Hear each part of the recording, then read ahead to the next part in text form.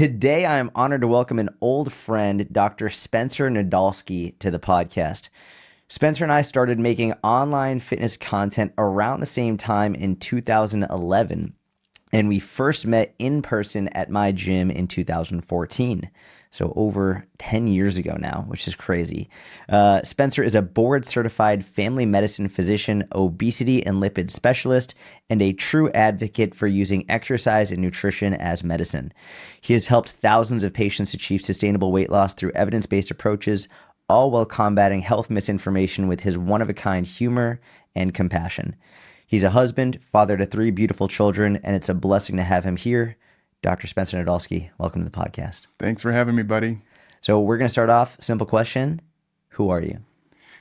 Well, I'm a physician, but a former athlete. But I liked what you said, being a husband and a father as well, because I think those things are very important. But my history is basically my parents were teachers, both of them. Mom was an elementary school teacher, dad a biology teacher, but also a wrestling coach. Very academically minded and athletically minded. So I went through, younger life lifting weights early. In fact, there's like a YouTube video of me and my brother. He was already jacked. I always talk about he had abs in utero. So I always joke about abs aren't made in the kitchen. They're made in the womb. Yeah. So I joke about it. But we learned early habits of exercise and just working hard early on. And I actually used that to kind of propel myself in both academics and athletics. So really got into that. Went through high school doing pretty well in sports, and then college did well in sports. I went to UNC. Well, actually went to Michigan State to play football originally. Wrestled there as well. Ended up transferring to UNC Chapel Hill. Did football and wrestling there as well. Did pretty well in wrestling. Then went to medical school. Everybody said, you're going to be an orthopedic doctor. You're a big kind of meathead looking guy. Shadowed an orthopod, and I was like, I don't want to do this. I want to help people just start going from nothing sedentary life to just walking and doing something. So really got into that and started hanging out with obesity doctors, and then eventually went to residency, which is the training after medical school. And that's really where you learn all the book smarts in medical school, but then you really learn how to be a doctor in residency. And that's where I learned that our system was terrible. Our medical system is terrible. I'm trying to give lifestyle advice within 5 to 10 minutes. I felt like that's when I started doing content. I felt like doing a Facebook Live, I helped more people in a 30-minute lunch break than I did in an 8-hour day. So that's where I really got into thinking about how do we innovate our healthcare system and all that stuff while doing all the things that I like to do. So that's me in a nutshell. Were both of your parents really involved in exercise and health? So your father and your mother were? Mom, not so much. She was genetically thinner. She had pretty poor lifestyle habits in terms of she smoked and drank alcohol and all that type of stuff, despite us going that's not good for you.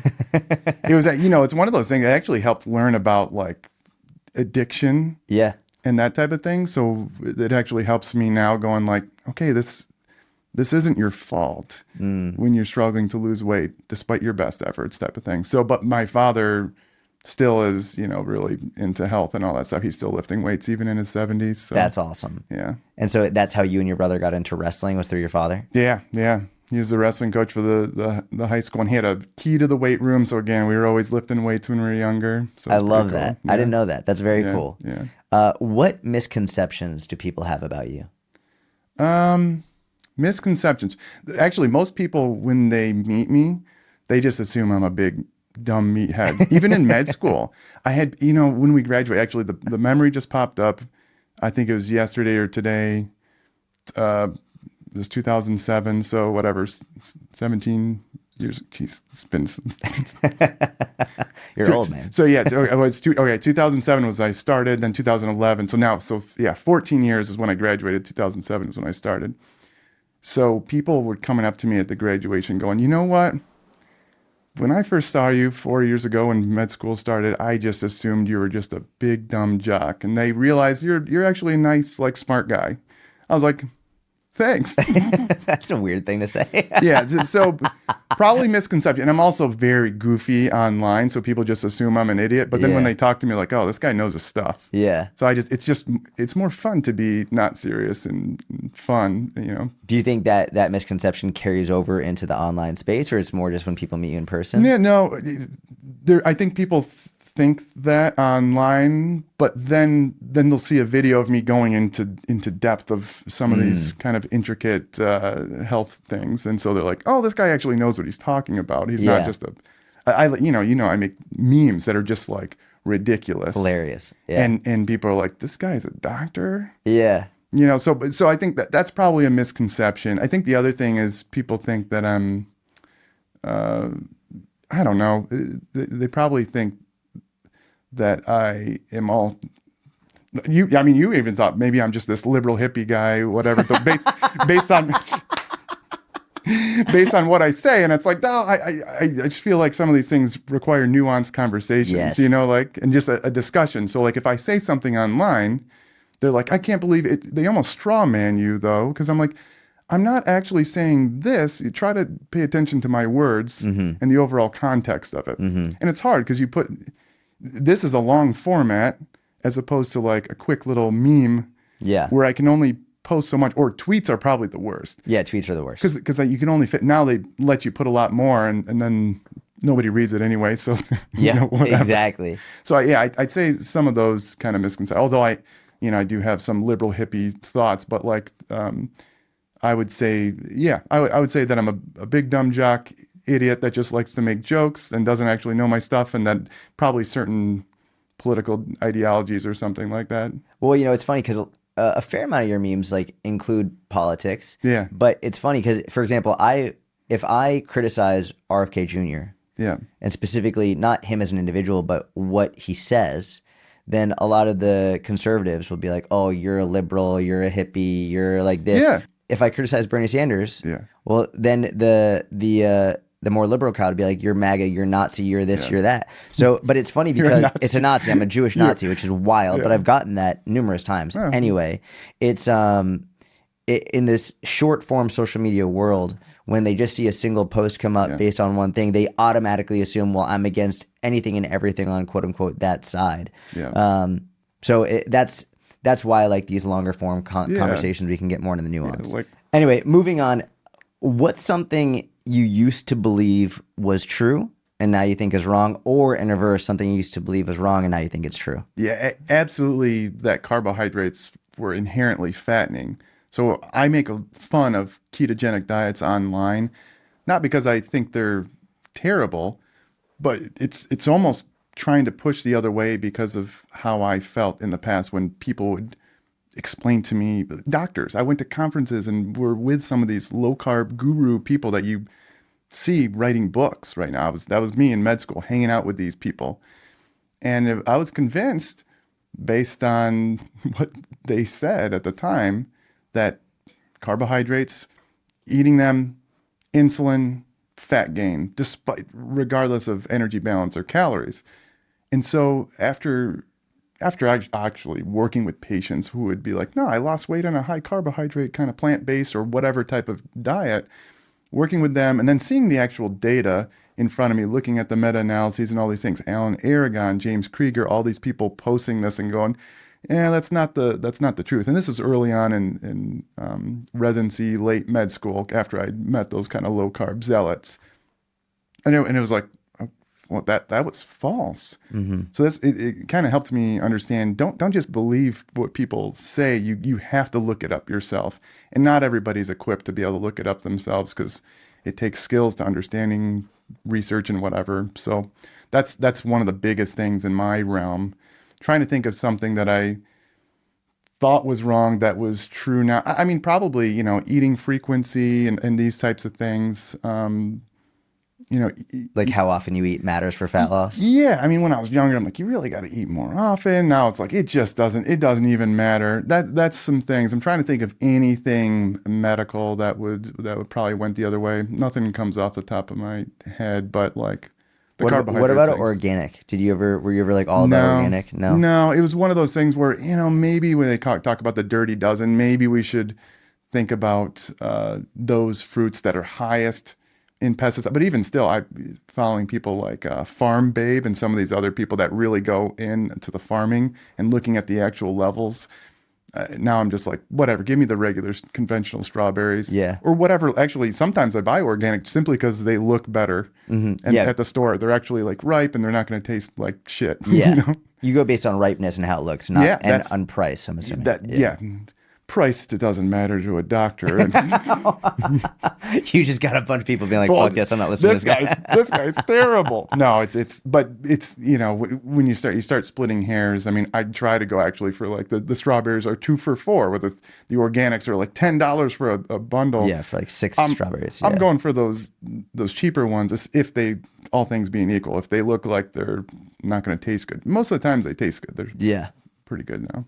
So what I'm going to do now is I have a whole section I title it "You Said," and what I've done is I've combed through a bunch of your content. You said this. Did you really? And so we're going to go through. There are some things that I might disagree with, and I want to like have a discussion on. There are other things that are I want you to expand on. Yeah. Let's do it. So starting off, this one is I think it's an important one to start with specifically. So you told me people call you a shill for big pharma. But you also said doctors have to legally disclose if and or when they take money from big pharma, as well as how much they take. Yeah. Number one, are you a big pharma shill? And number two is, can you tell people where they can find this information to see if the doctors they're looking at are taking money from big pharma? Yeah. It depends on what you define as big pharma shill. Like if I love pharmaceutical drugs, I do. Of course, my go-to and everybody's go-to should be like lifestyle first if we can do it. But it doesn't often help in many cases. So that's where I go to the big pharma drugs. And so in that case, I would be a big pharma shill. In terms of like taking cruises and whatever, no. Apparently, I have like mentors that be like, yeah, you should have been around in the 90s. We used to get sports games tickets and all sorts. Oh, really? Apparently, I grew up in the wrong era. But no, but it's they've gotten so strict about it because of the things that used to go on back then. The corruption. Like they can't even like. Even pens and all sorts of stuff are just like it's like a big no-no. So like an actual like a pen to write with from there's all sorts because and this is where a lot of like I'll go on threads and I'll say like we don't get paid to write prescriptions. It's illegal to get kickbacks from writing a prescription. So if I write for like a GLP-1 receptor agonist, so if I write for Zepbound or something like that, tirzepatide, people are like you post about these things because you get kickbacks and you want people to get prescribed these more. And I'm like, I don't make money from prescribing the drug. People do come to me to get the medicine and I make money from seeing that person. That's true. But that would be like anybody's job. Like if it would be an air conditioner repairman. Right. Talking about on their YouTube, talking about air conditioning units or something like that. Although it's possible that they actually may make money from like selling an air conditioning unit. It's possible. But like the actual service of them putting it in. So you don't get extra kickback for prescribing a GLP-1 agonist? This is it's not a loophole. I'm always getting asked to do like advisory boards and consulting with big pharma. So you can get paid. I haven't yet. I actually just got a pretty, not a huge contract. It's for like 8 hours and you get paid something like almost $500 for an hour. Okay. So it'll be like an 8-hour thing. And I was telling you this last night, but what I want to do is actually like, I asked my audience, I'm like, if I started taking money from big pharma, what would you think? And they all said like, we won't care, but your haters will care. Yeah, they can use it against you for sure. And to be fair, I think it's a fair potential criticism. Yeah. So I said, okay, what if I donated that money? And people were like, oh yeah, then it would be fine. But if I do take this money, it will show up in this thing called open payments and everybody can look. You can go and search open payments, Dr. Big Pharma on Google. So you go to Google open payments and you search the doctor's name. You search the name. So right now it'll look like I made maybe like $30 last year from a lunch, having lunch with one of these medical science liaisons where they, give you the latest studies on whatever. So even though I didn't make any money, it was just a lunch or whatever it was. But like you can see the averages of what people get. And in fact, my brother, it looks like he made like 8 grand over the past however many years, but he's like, I've never made any money. It's because they will, when they come to a clinic, like he has a clinic, if they bring a couple $100 worth of food for the day for the whole staff, even if he doesn't eat it, that will count against him. That's stupid. They It need to is. clarify that. I, That's ridiculous. Yeah. Because it looks like he's made $8,000 when reality, it's like it looks like you made $30, but they just took you out for a $30 lunch. that's right. Yeah. That's stupid. And if you get research grants, they try to delineate that, but like some people, it looks like they've made like millions of dollars when it's just like they're getting research grants to study some effect of the drug. And Well, that sucks. I was really excited to be able to see like, oh, this is how much money this person made. But if they don't actually delineate and say, hey, this money was an actual gift of money or vacation or whatever right. versus They this is don't- lunches or this is a research grant, like that's crazy. yeah, no, that's but yeah, and so some of these people, well, and there's arguments that people are like, if it's consulting, that means that doctor's highly sought after and they are clearly very smart. Now, some others will say that that doctor needs to be high and mighty, pious, whatever you want, holier than thou, and just not take the funds. But it's like, well, we should get paid for our time. It's not fair that other people get to make all this money from whatever. Yep. But that's just the public perception. So like, if you don't care about being called a big pharma, now I kind of like laugh about being a big pharma show. I'm like, whatever. Like my patients like appreciate that I'm advocating for them. You know what I mean? Yeah. So, but yeah, any open payments, you can go look. And then you could actually ask the doctor about it if you're like concerned, like, hey, you took this much money from Novo Nordisk. What does this mean? When I take money, I'm gonna list it all out in videos, and so it's like, here's where the money came from, went into my bank account. Here's where it's going. I'm gonna be very transparent. I wasn't gonna take it before, but then I was thinking, and when I asked my patients about it, they're like, no, you need to be on those advisory boards to kind of advocate for us because like these medicines that I prescribe often, they're not affordable for most people. And so basically most of my patients were like, no, please do the advisory board and try to just hammer home that they need to reduce these prices. It's not fair. It's just big pharma greed. I wasn't going to go down this route, but since you brought it up, I mean, realistically, practically, you get on one of these advisory boards, you're like, hey guys, this isn't fair. You need to reduce the price. Do you actually think they're going to be like, you know what?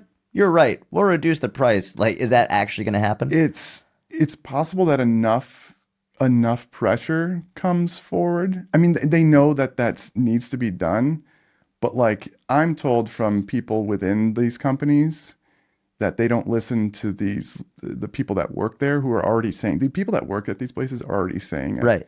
So they said, just come and do any little bit of pressure. But could what help. benefit would they get if they're already getting Yeah, millions and billions of dollars? Like, what benefit would they have from reducing it? I think so. The two big players right now are Eli Lilly. They're the ones that do Mounjaro and Zepbound, tirzepatide. And then there's Novo Nordisk, who's kind of somewhat of the originator of these medicines. They're the ones that kind of paved the way for these. They're the ones that do semaglutide, Ozempic, and Wegovy. Right now, tirzepatide, Zepbound is just a much better drug than Wegovy in terms of weight loss and Zepbound is tirzepatide. Tirzepatide. People tolerate it so much better. People were up in arms when one of the big pharmacy benefit managers, CVS, announced that they were switching to Wegovy coverage instead of. I mean, people are up in arms. There's a huge petition and everything like that being done. I think if Novo Nordisk lowered their price, like just undercut them big time. Because right now, I'm not going to write I'm just not going to write Wegovy when I could write Zepbound. It's just a way better drug. Yeah. People tolerate it better, way Fewer more side weight loss. effects, It's just more effective. Yeah, like how can you can't get much better than that.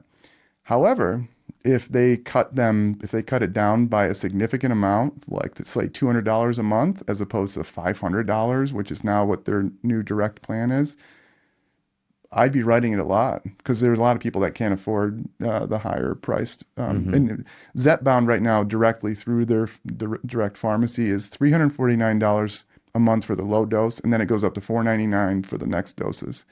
Wegovy, they made it $200 for their first dose, and then it goes up to $499, and it just doesn't make any sense logically to start people on it unless it's $200 ongoing. Yeah, so I think that they would capture a huge market if they did that. The concern, though, would Lilly then jump in, Eli Lilly jump in and go, no, we're going to lower our prices. But that's capitalism. That's capitalism, correct. That's what I believe the market needs. We need actual competition. I think there's going to be some other companies jumping in, and someone's going to come in and undercut them all and win out, and then they're all going to have to fall like dominoes. That's what I think. That's what I hope. Interesting. That's an interesting perspective. Okay. So you're going to be on the advisory board? Yeah, I'm going to take it because I don't care what my haters say so much. It was overwhelmingly positive from my patients and followers. I have people hate follow. You have people hate follow you, right? Dude, all the time. And I'm just like, why is this person? Why do they're spending their life? What is this person's life like that they spend their day waiting for me to post? Oh yeah. Just to comment something so negative. And I'm like, why does this person follow me? What are they doing all day that this is like their life? They're a miserable individual. They have to be miserable. No one is happy in their life and like hanging out with their family and friends and loved ones and also being like, oh, Spencer posted, I'm going to go through all this. Fucking doctor. Like, let me go. And the funny thing is, what they don't know is that they're restricted. Oh yeah, so no one sees that. They don't even know that they're yelling into the void. I have like, some of my posts, I'll have like 5 restricted comments. I'm like, oh, what is this shithead saying today? Yeah. And I click on it and laugh and go like, this person's life has to be miserable. Yeah. So those people, like, who cares what they think? Overwhelmingly, my patients and strong followers were like, please go on that advisory board. Yeah, it would be great if you donated that money. But some of them were like, no, you deserve that money. And I'm like, it's not even about the money. It's not even worth, probably not even, the time's not even worth the money given, but like, it's more the point of like, can I be an advocate for them? So I'm like, you know what? I'm going to do it. I'm going to do it. Yeah. I like that. All right. So you said, instead of trying to lose the last 10 pounds, how about you start trying to gain the first pound of muscle? Talk about that. Yeah. I have tons of patients that like, they have this number on the scale in mind of what they need to reach. I know you have it too with your client. Like there's constantly. I'm like, you maybe you could lose another 10 pounds, maybe. But like, why? First of all, why do you want to lose it? They end up being miserable trying to reach some arbitrary number on the scale. Mm-hmm. And it's funny. I'll have these patient visits and I'll post it. I'll post that right after I've messaged or talked with them on a Zoom or whatever. And then I'll post this and they'll message me later. Oh, you posted that because of me, didn't you? And they're like, you're so right. Cause like, and sometimes in a patient visit, you can't explain, you can't have a good enough bedside manner to explain in a way that's not condescending and whatever. So this is literally how I got doing content, because I'm like, I can say things here vague enough, not directly to somebody. I know the patient's going to see it and they're going to go, aha. So these patients, they get like obsessed with some number on the scale. I know you get it with your clients. And at some point they're just spinning their wheels. And I'm like, who cares about, like, I don't even think you're going to be happy if you lose just another 10 pounds. What they're searching for is a certain look and feel. And that certain look and feel is more muscular. Mm-hmm. And not to mention, like, they're miserable. The mindset's, it's psychologically draining to keep trying to diet. Even if they're on the medicine, there's a point where it's just the medicine's not going to wither them away to nothing. Some people maybe, but like most people no. So if they're not focusing on fitness, it also gives them new goals to set, something to shoot for. So like, stop trying to control a scale that you can't actually control the scale. You can try to control the behaviors that affect the scale, but like in the end, you can't control the scale. Mm-hmm. You can control working on other habits that will have non-scale, although weightlifting and that stuff can affect the scale, but like overall it'll shape your body more. So I get people, whether it's working on cardiorespiratory fitness, VO2 max type of stuff, trying to go from being sedentary to doing a 5K or something like that, the couch to 5K type of program, versus some people, you're not even lifting weights right now. I guarantee if you start lifting weights and getting into it, and not obsessed, but like really into that fitness aspect, you're going to love the way you feel. And so like, it works too. They're like, you were so right. And then eventually they start seeing the scale move later, ironically, but like they shape their bodies in ways that's the way they wanted it to be in the first place. So that's a gist. And people, it's so needed, especially with these medicines, and everybody's focused on that scale weight. I feel like so many people are focused on, I'll be happy when I reach 10 pounds less. Like when I get there, I'll be 10 pounds less. And let's just assume, cool, you get to 10 pounds less. I've never met anyone who's like, oh my God, my life is infinitely better. You also have to then look like, if you only have, we'll call it 10 pounds. I'm not talking about someone who has 100 pounds to lose or whatever, but if you quote unquote only have 10 pounds to lose, what is the cost of that 10 pounds? Yeah. Does that like, is that cost dessert on Friday night with your family? Is that cost feeling like anxiety now that you're going to be at birthday parties because you can't? Is that cost being more meticulous with tracking your calories? So for everything you do in life, there's a cost. And is that it? Let's just say you actually did really like how you looked much better. Is that cost worth it for that? That's exactly right. And I don't think it is for most people. For most, I would say for 99.9% of people. Yeah. It's like they get down, and a lot of people will say, you know what, I finally did lose that 10 pounds, but it wasn't what I was looking for. Yeah, that's exactly right. I know. But sometimes they have to go through it to really understand it. And I have the same thing. In fact, like business-wise, you've told me certain things like, remember a few years ago, I was like, maybe I should do a coaching thing. And you're like, bro, it's not worth it. I can tell you it's not worth it. And I said, yeah, I actually think you're right, but I'm going to do it anyway because I need to experience it. Yes. It's true. That's so many things in mind. So I understand them not being able to convince them. There can be a point though where they literally cannot, they're not going to be able to lose. I'm like, I know you're not going to be able to lose that 10 pounds. So like, let's just take the focus off of that. Yeah.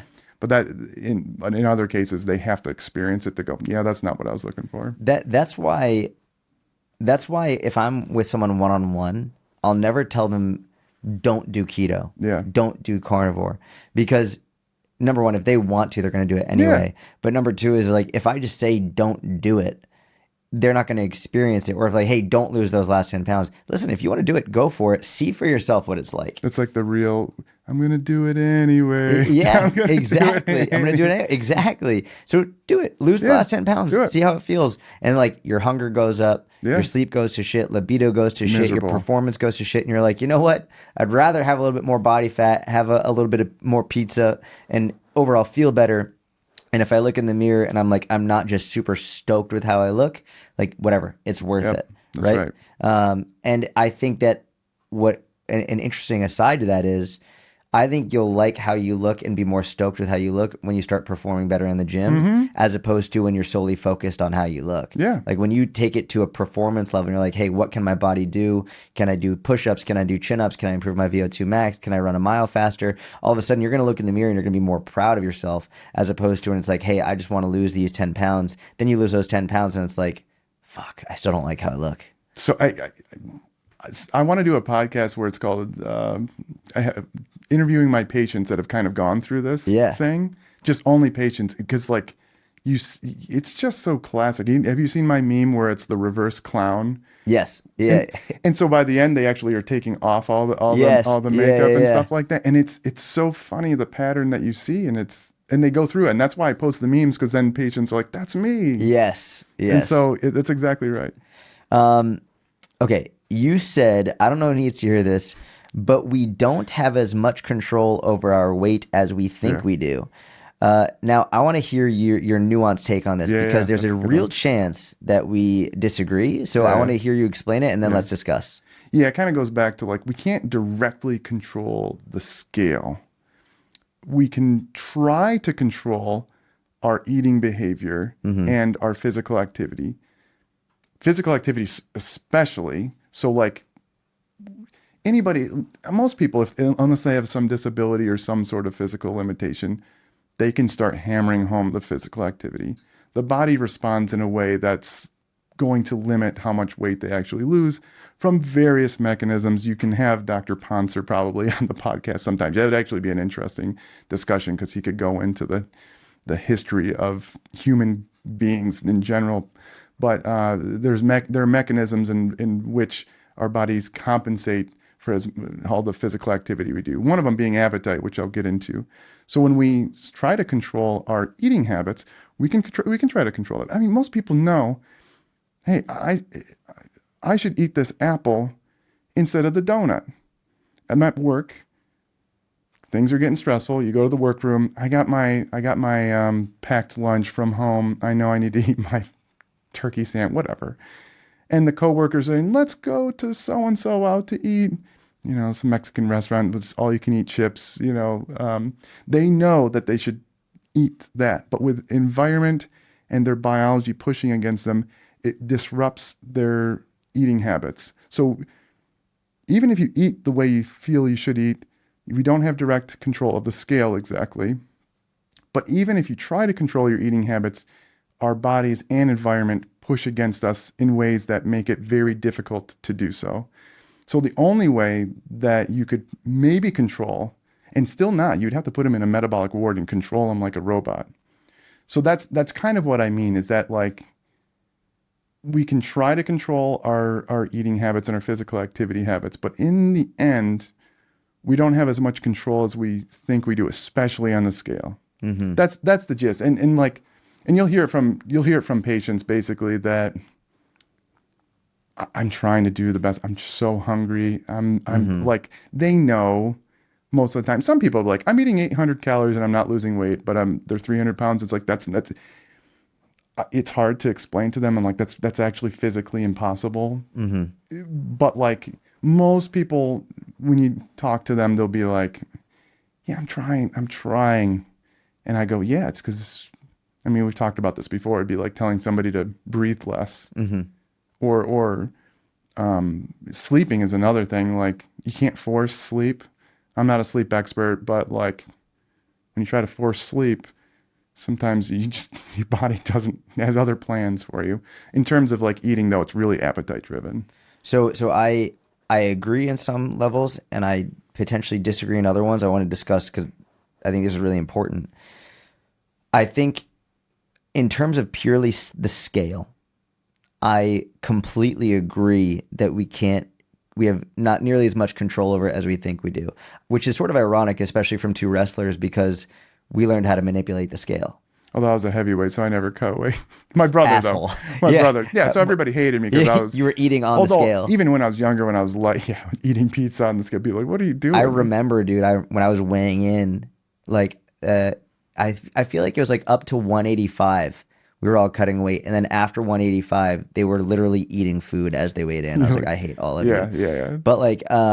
But in general, you learn to manipulate the scale. Yeah. So there is a certain level of control over it. It doesn't mean it's productive, right? But there's control over it. But then we get into, okay, you could eat perfectly. Mm-hmm. You could, and by perfectly, I mean, we'll say in a calorie deficit. Yeah. You could do everything right, but that doesn't mean the scale is going to go down the next day or the next week. Like, fluid shifts and all the sorts scale of is going to fluctuate. So from that perspective, you don't have control over what the scale is going to say or do, and hydration status, all this stuff. Mm-hmm. So that, I think, we don't have as much control over it. But then we shift, and I feel like there was almost like a converging of the scale and behavior. Yeah. When I think we should separate the two. Yeah.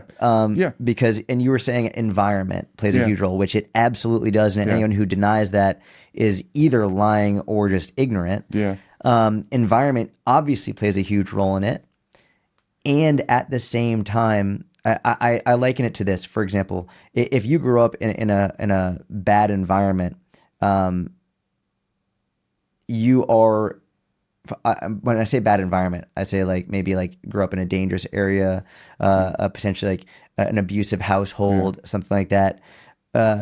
You are more likely to repeat that and to have that be your life. Yeah. But I also don't feel comfortable saying you have no control over it, because there are some people who grew up in these environments who they see it and they work their fucking ass off to get out of that and to change their life and to be a positive change for themselves and for the world, who are like, if they were just told you have no control over this, then it could never happen. And I think there are people who struggle with their weight in similar situations. They grew up in poor environments. They didn't have good role models. Maybe they were hungrier, but they were like, I worked my fucking ass off and I'm going to make it happen.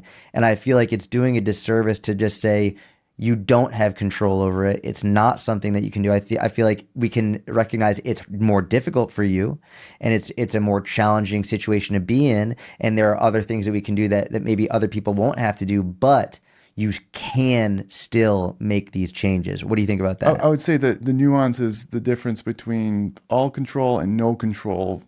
And there's this gray in between. So that's what I would say, is that some people, it's a low percentage, something like 5-10% of people could lose a significant amount of weight. Let's say the 15 to 20% of their total. So if they're like 300 pounds, they could lose, 30, 45, 60 pounds and keep it off. It doesn't happen that often and keep it off long term. Mm-hmm. But clearly there are cases, and we see it in the research, and you can see it in the databases of people that have done it. So to say we have no control is wrong. Yes. Absolutely wrong. It's not even, it's just wrong. The facts. It's facts. People do it. To say we have absolute control is I would consider absolutely wrong as well, because we would see a much higher percent of people being able to do it. What I'd say is that there's some people have less control first. I think the right nuance is less control than you think, and just state the data and say, but it's still worth the try because some people can do it. Mm-hmm. You see someone like Ethan Suplee. Yeah. Great Amazing example. He's become a good friend of mine, and we talk about it all the time. I'm trying to get him on the podcast. Yeah, he'll come on the podcast, I bet. But his story is so interesting because we've talked about this as obesity a choice type of thing, and he's like, it's not, but at the time when he was younger, and of course he'll let him tell his story, but it wasn't a choice for me back in XYZ years, but now it's become more of a choice because of XYZ. It's really an interesting philosophical discussion. And my patients basically describe their voracious appetite, where they're just like, if you can call that control. Greg Doucette. Yeah. We've gotten into it, but we actually had a really good I don't know if it was a podcast, but a YouTube video kind of Zoom discussion about it. And I kind of liken it to like, so like, it's your choice to walk from New York to LA. Some people can straight up fly, first class, direct flight, maybe get a private jet. Yeah. Other people might have to drive. Some people might have to take the train. People might have to ride their bike. And some people could walk. And I would liken it to some of these people that are trying to lose weight. That would be like walking to them, and maybe there's like obstacles in the way. So technically they could. It's just the forces going against them are so strong that it's far less likely. Realistically, like virtually not a choice, but it still technically is, if that makes sense. The analogy is not perfect, but yeah. But this is the nuance that I'm looking for, and this is where it's like, when people make these short form pieces of content, they make it black and white. You either do or you don't. It's like, let's actually discuss the truth. And this is where, because I think what people struggle with is one quote unquote side makes it appear there's no choice, no control. Everything is against them. Victim. Leave it up to the chance. Other side makes it appear as though it is all your fault. Mm-hmm. And if you can't do it, it's because you're refusing to do it, and you're weak, and and we all are on an equal. It's like we all have the same 24 hours in a day crap, which is bullshit. Yeah. And I think both extremes are bullshit. Yeah. There's nuance in the middle that we have to understand, and I think it's disingenuous and harmful to disempower people and say like, you don't have any choices, because no matter what, even if like you get help, even if we try and level the playing field, there are going to be difficult choices that you have to make, right? For example, like we could use people who struggle with hypothyroidism. Mm-hmm. If they're not on medication, like they are at a massive disadvantage. Yeah, When they're they're feeling tired as hell. Like, tired, their metabolic rate is lower. You get them on medication, you bring their hormones back to a normal level. It's like now we've leveled the playing field. yeah, You've still got to make you still got to gotta do the it. work. You still You've got to do it. still got to do the work. Yeah. And everyone's life is different, whether it's like a single mother of 3 kids who's got to work to provide versus someone who's got no kids, 22 years old, has way more time. It's like, it's not the same 24 hours, but you're still, if you want to make changes, you still have to make changes. The way that I describe that is, it's not your fault, but it's still your responsibility. Yes. The reason is, but then people get upset about that. I'm like, no, I'm not saying like, all I'm saying is that nobody else can do it for you. That's it.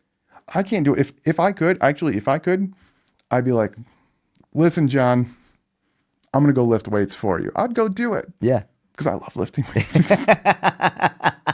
Listen, John, I'm going to eat an extra chicken breast for you. I'm going to eat some more shawarma. I'm going to eat whatever we need to do for you. I would do it. I would take the bullet for it, but I can't. Yes. So like, and these are just facts. It's not like, but at the same time, people like, you coddle these patients with obesity. I'm like, no, I'm just trying to like normalize and validate what they're feeling and then facilitate the change. Yes. And give them tools to facilitate the change. Like, so for the medicines, for example, these medicines are a breakthrough. These GLP-1s. Yeah, the GLP-1 medicines, I like to say they normalize, but not for everybody. They don't normalize everybody's habit. Not everybody responds to them. Maybe in the future we do. There's some new drugs coming down the line. Retatride, yeah. And these things just melt fat. I've been off pronouncing people. that wrong. It doesn't matter. Some people say retatrutide, but actually it's funny. Just an aside, people say semaglutide, and it's semaglutide. Terzepatide. Oh, got it. Interesting. So the emphasis is on the other side of emphasis it. on the wrong syllable. Yeah. But it really doesn't matter. But these medicines really dampen the appetite drive. And so what people describe is like, I feel like the way someone that's never struggled with their weight must feel like, because I don't have those thoughts about food all day long. Mm-hmm. So like imagine you're sitting there at work and all you can think about is like your next meal. And it's not specific cravings. They call it food noise, where you're just thinking about food all day and what you're going to do. And the cookie Susan brings in their cookies for the day. And people are bringing in pizza to the workroom, and there's a party every single day with cake and whatever, somebody's birthday, Seinfeld episode. Get well soon. And it's like, we're not even celebrating anything to people just bringing in cake all the time. So imagine thinking about that versus like someone else who goes through life, and we know these people, people talking about this person can eat whatever they want and not gain weight. There are some people that just stay lean their whole lives and they do not care. They're not exercising. They're not even trying to eat well. Mm-hmm. They eat crap. They're eating pizza and burgers and fries all day long, but they don't eat as much of it. And they're not eating all day long. They eat it.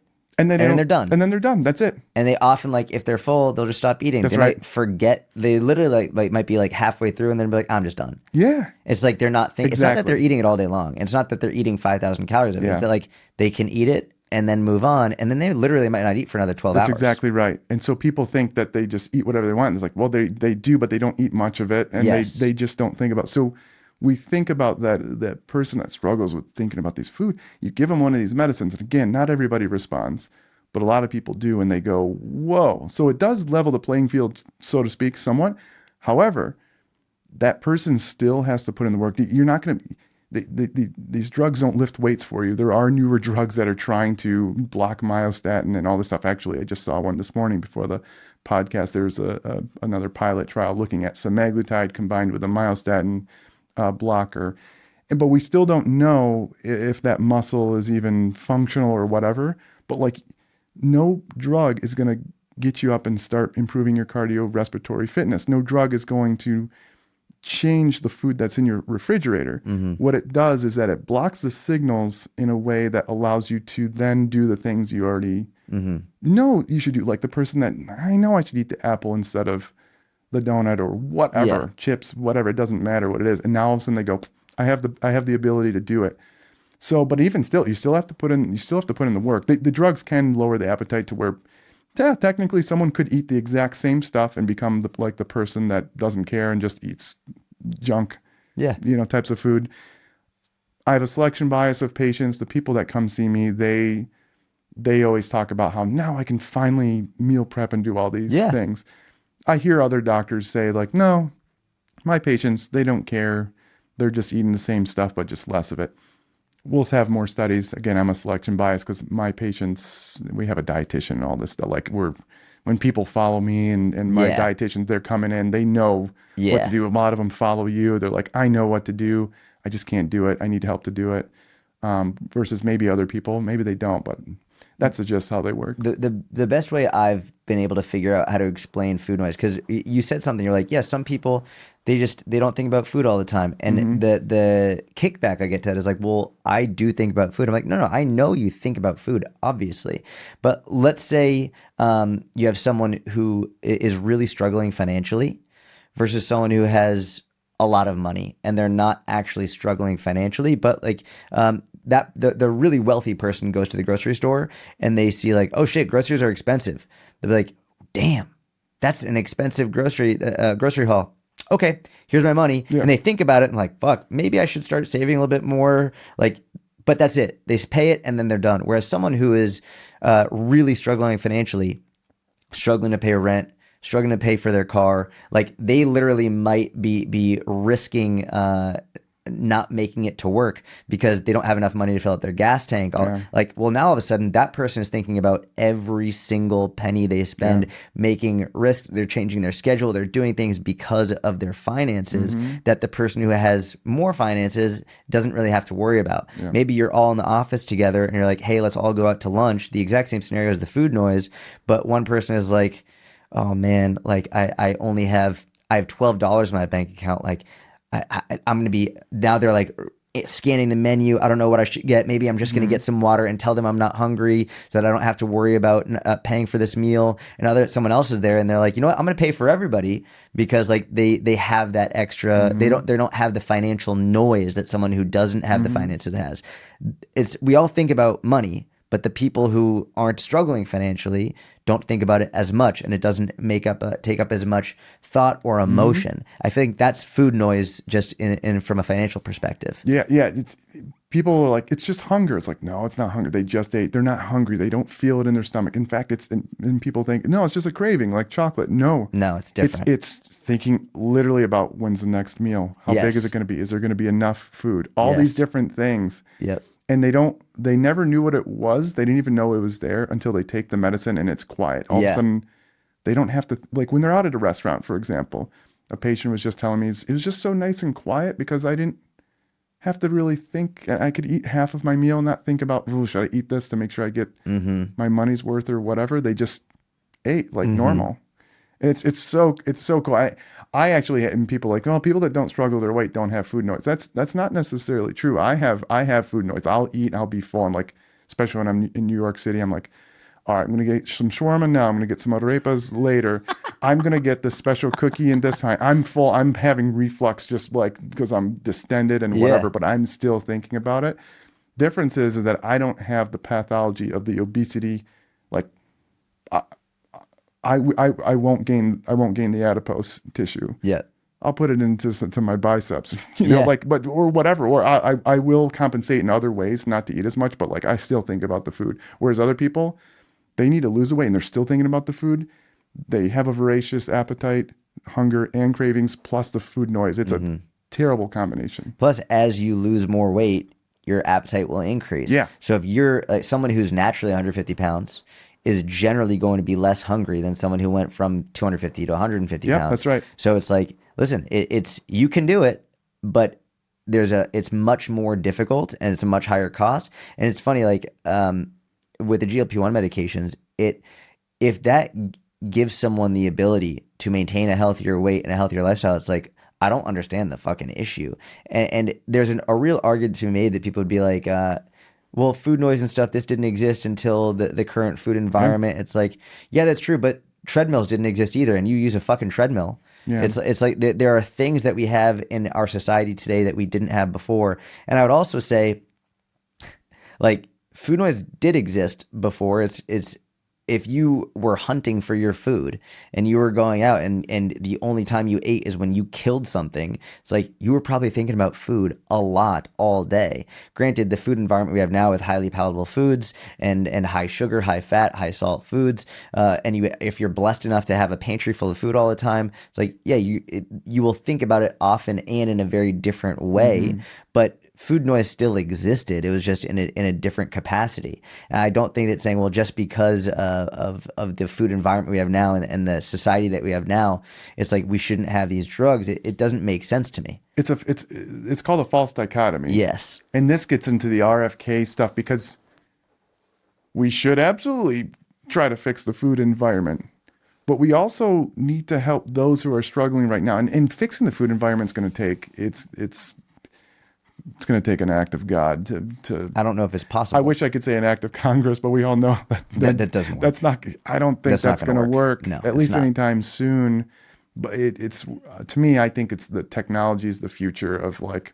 I don't think we're going to ever go back to what we were decades or centuries ago. It's never going to happen. Of course not. Unless we just move everybody to an island that you have to fend for yourselves, and that's not going to work out either. No. So it's a false dichotomy. We need to work on the environment, find a way through. But in the meantime, let's use this amazing technology. Yes, Big Pharma is greedy. We can also say that Big Pharma is greedy at the same time that these drugs are amazing. Like they're not mutually exclusive. It doesn't. We don't have to lump them together. Like, yes, but they're separate. These drugs are great. Big Pharma's greedy. They're trying to make their mint. They're $1 trillion company, whatever. But these drugs are important, and we need to improve the environment. It brings up an interesting question. You and I were talking last night while we were working out, like neither of us want to get into public health in terms of like in a bureaucratic government position because your hands are tied behind your back. Like there's so much bureaucratic nonsense. That's tough. Let's just say you were dictator Spencer, and you could do one thing to improve the food environment. What would you do? And you have full control. You don't have to go through Congress. You don't have to go through whatever. Yeah, I could do whatever. What would be the one thing that you would do to improve the food environment? Sugar sweetened beverages gone. High, like calorie laden ones. Sugar sweetened. Got it. Okay, sugar sweetened beverages gone. Gone. That's the one thing. Gone. Snap. Thanos. Boom. Gone. Interesting. Go off. Tell me more about that. Because you didn't even hesitate. You knew immediately. Yeah, because you got to think, if you said one thing, there's a lot of things that I'd probably do, but the one thing, I got to think of the biggest bang for the buck. You have people outside, and this is where like we're in such a bubble where you got people talking about the chemicals on receipts that they're afraid of and certain and things like that. I go to my local grocery store, which is next to a Little Caesars, and there's someone out there drinking a 2-liter of Mountain Dew, regular Mountain Dew with a hot and ready. That person doesn't give a damn about those receipts. The receipt, that's such a little thing. The food dyes, all those little things, they're so minuscule. When we got people drinking a 2-liter of calorie-laden freaking beverage. Their whole day's worth of calories in In sugar. one sitting. Yeah. Obviously with the hot and ready, but like... That would be the lowest, to me, that's the lowest hanging fruit. And people are like, well, what are you going to switch it with? I can't believe you're promoting diet sodas. Those are worse than the regular. No, they're not. That's not even close. Now, having said that, like if we can have everybody just drink good water, and again, we're going to have issues with that. I'm in Michigan. You remember Flint, Michigan, that people had freaking lead in their water. Well, so let's assume that they have healthy water, safe water to drink. Sure. If I could Thanos snap and everybody's drinking water, and sugar sweetened beverages are gone, not including like maybe not orange juice or something like that, but like, and not sure as hell not my Fairlife milk. By the way, I'm not getting sponsored by Fairlife. I actually tried. I actually messaged them. They didn't respond. So maybe if they're watching this, they'd go, hey. Yeah. Dude, I would love to be sponsored by Fairlife. I know, Fairlife. So let's see. My fridge is full of it. Yeah. Yeah, I know. That's another thing. Talk about finances. So we got Fairlife milk, which is ultra filtered. It's so good. And it's so tasty. Again, I swear I'm not getting paid by Fairlife. It's just so good. I can't even drink regular milk now, but it's, what is it? It's like less than a half a gallon. It's not even, for almost $4 or $5 for one of these things, but I refuse to drink any other milk now. It's ultra processed actually, ironically, which goes against the whole ultra processed thing. But it's filtered in such a way that has higher protein, fewer calories overall, fewer carbohydrates from the lactose and things like that. So, but it's expensive. Yeah. Me, I have extra money to be able to get it, and I just refuse to have anything else. So, like, assuming patients should be drinking, higher protein thing, but they might not be able to afford that, especially with how much milk I'm drinking. I drink like one of those things a day. I poured you a glass last night. I know. I thought you were going to thing. like just sip it and it's like gone. I was like, oh my God. Next, more, please. It's delicious. It's very good. I don't even know where I was going with that whole thing, but so don't get rid of the Fairlife milk. Yeah. But so, all right. So sugar-laden it'll be gone. drinks. What's another thing? Yeah. If we wanted, I would get rid of Doritos. I'd be getting rid of Doritos, just specifically, or any chips? Any chips like that. These You things, would eliminate chips. I would eliminate them. So if we're talking like, and this isn't, well, that's an holy cow, interesting topic. You're crazy. No, this is like, if my entire goal, if I have a gun to my head and someone says, if you don't figure this out, you're dead, I would go, chips gone. Freaking, I love those hint of lime tortilla chips. Oh, those are amazing. This is how these places use technology to bypass our normal satiety centers in our brain to want us to eat more. Like, not only do you have the salty, crunchy, fatty, starchy food, now they're adding like little hints of wine. The layered flavoring where it hits at different times allows you to bypass that like flavor fatigue. Yeah. It's Think really about, smart. Like kettle potato chips. Oh, dude, those are wild. Delicious. Those are they're wild, yeah. crunchier. And then the mouthfeel and all these different things. So I would be getting rid of like all those types of things. Unfortunately for my kids, goldfish are gone. Cheez-Its are gone. Goldfish. The kids love those goldfish. They're so good. I love goldfish. Cheez-Its, Cheetos, all those things gone. They'd be done. You wouldn't be able to go to the convenience store and grab a bag of chips or whatever. That stuff would be gone. Sugar sweetened beverages gone. Again, I'm not saying we should necessarily do that, although, like, I don't know if we want to. This is what's interesting. The RFK side and these kind of what I would call traditionally libertarian side, they're like, let's change the food environment. Like, oh, you want big government involved now? Well, that's what's interesting to me, and that's why I'm interested that you're saying this, because if we're only talking about obesity and public health, then I understand what you're saying. Yeah. But then if we're talking about freedom, but then also enjoyment, it's I love those chips. Yeah. And I don't suffer. I could eat those chips and be fine. Yeah. Although, sometimes I do have to limit from buying them because I'm like, I'm going to eat the hell out of these Yeah, things. yeah, So yeah. please, my wife, like, please don't get them. She'll get them. I'm like, they're gone. they're so good. I can't, like, at night, I'm like, I know I should just eat this Greek yogurt, but fuck it. I'm going to get the salsa out, a little bit of salsa, a little bit of cheese and hint of lime. It's just ridiculous. So, and if I struggle with that, you can imagine with somebody that really struggles not being able to put those things on. But if I'm looking at purely obesity, very matter of fact, black and white, gone. Interesting. But if we're talking about, like, I don't think that's the right way to do it. You're not a dictator. That's not the public health initiative. So that's why I think the future is targeted technology through drugs, and people are just, this is where they're like, you are absolutely a big pharma show. And but like, you think about it from a way of like, I was interviewed for the future of these drugs, and people are like, we're not going to be able to drug our way out of this. It's not possible. I'm like, you sure about that? Like that meme, like, you sure about that? You sure about that? You sure about that? The reason is think about this scenario. Someone's family member has obesity. They're 40 BMI, and this young patient, say like 18, 19, and you could see they're starting to gain weight, and they're going to go on that same trajectory. Now, do we wait till they actually develop obesity, or do you go, bam, target that person, in their history? In the future, we're going to have precision genomics to go like, yeah, this person, we're going to be able to predict this person. That's scary to me. Like, that's like Minority Report type It is. stuff. I mean, and even so, we don't even need we can see that person's going to be on that trajectory. You go, here's a little shtickle of us. Here's a little shtickle of GLP-1 or whatever the newest, like, 'cause they're going to combine these things and all sorts of different receptors. assuming it's safe. We have to assume. Let's just assume these are safe and been studied. Cardiovascular disease event reductions and all that stuff.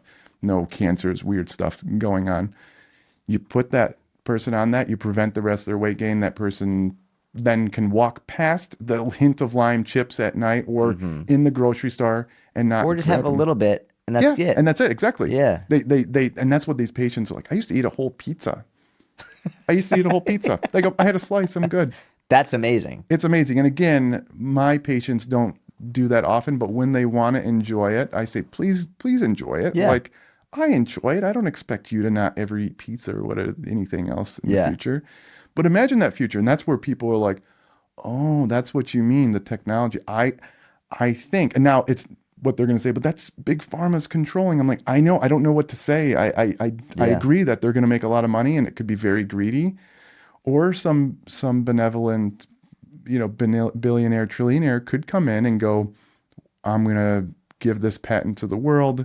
We're going to find a way. Is that what happened with insulin? Insulin, yeah. But this is why there's a lot of controversy there, because some companies were making just boku bucks off of modifying the insulin in ways that change how long it lasts and all sorts of stuff, and that it was like out of reach for people that really needed it or they're going to die. And it's like, that's greed. Yeah.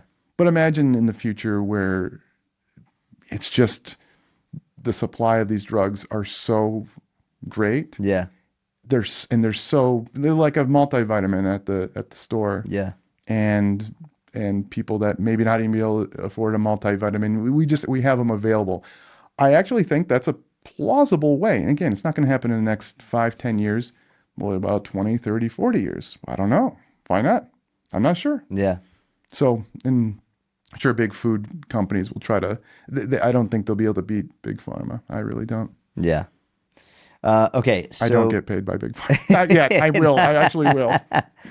Okay. You said people will often ask, but what about people gaining weight back after stopping a GLP-1 medicine? And you reply to them, what about cholesterol going up after stopping a statin? What about blood pressure going up after stopping an ACE inhibitor? What about mood worsening after stopping an SSRI? What about blood sugars increasing after stopping metformin? Obesity is a chronic disease. GLP-1 medicine improves the dysregulated appetite. Removing it brings back the appetite. Weight likely will be regained.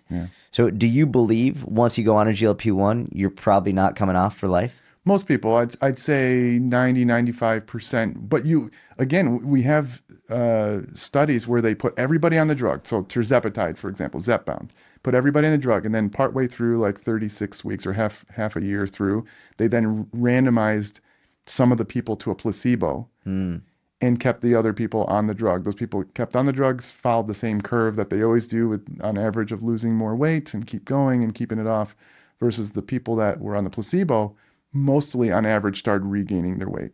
However, there's a subset of people that it's like, oh, these people are actually keeping the weight off. So there are people that can keep it off. In this, it was like they looked at it, who kept 80% of their weight off. And it was something like 15% of people did over the course of a year. What happens to them in 5 years? Yeah, you don't Maybe know. they start regaining most of it back. I don't know. But I think it goes back to when I said you don't have any power to lose weight on your own. There are people. And I think they're probably the same people. Yeah. I assume they got to be the same people because it's a very similar percentage. It's 10, 5, 10, 15%. They just needed the help to get there. They need the help to start changing things, and now they're able to do it. They don't have, I assume, again, I've interviewed these people. I've tried to understand it. I assume they didn't have that strong biological drive initially.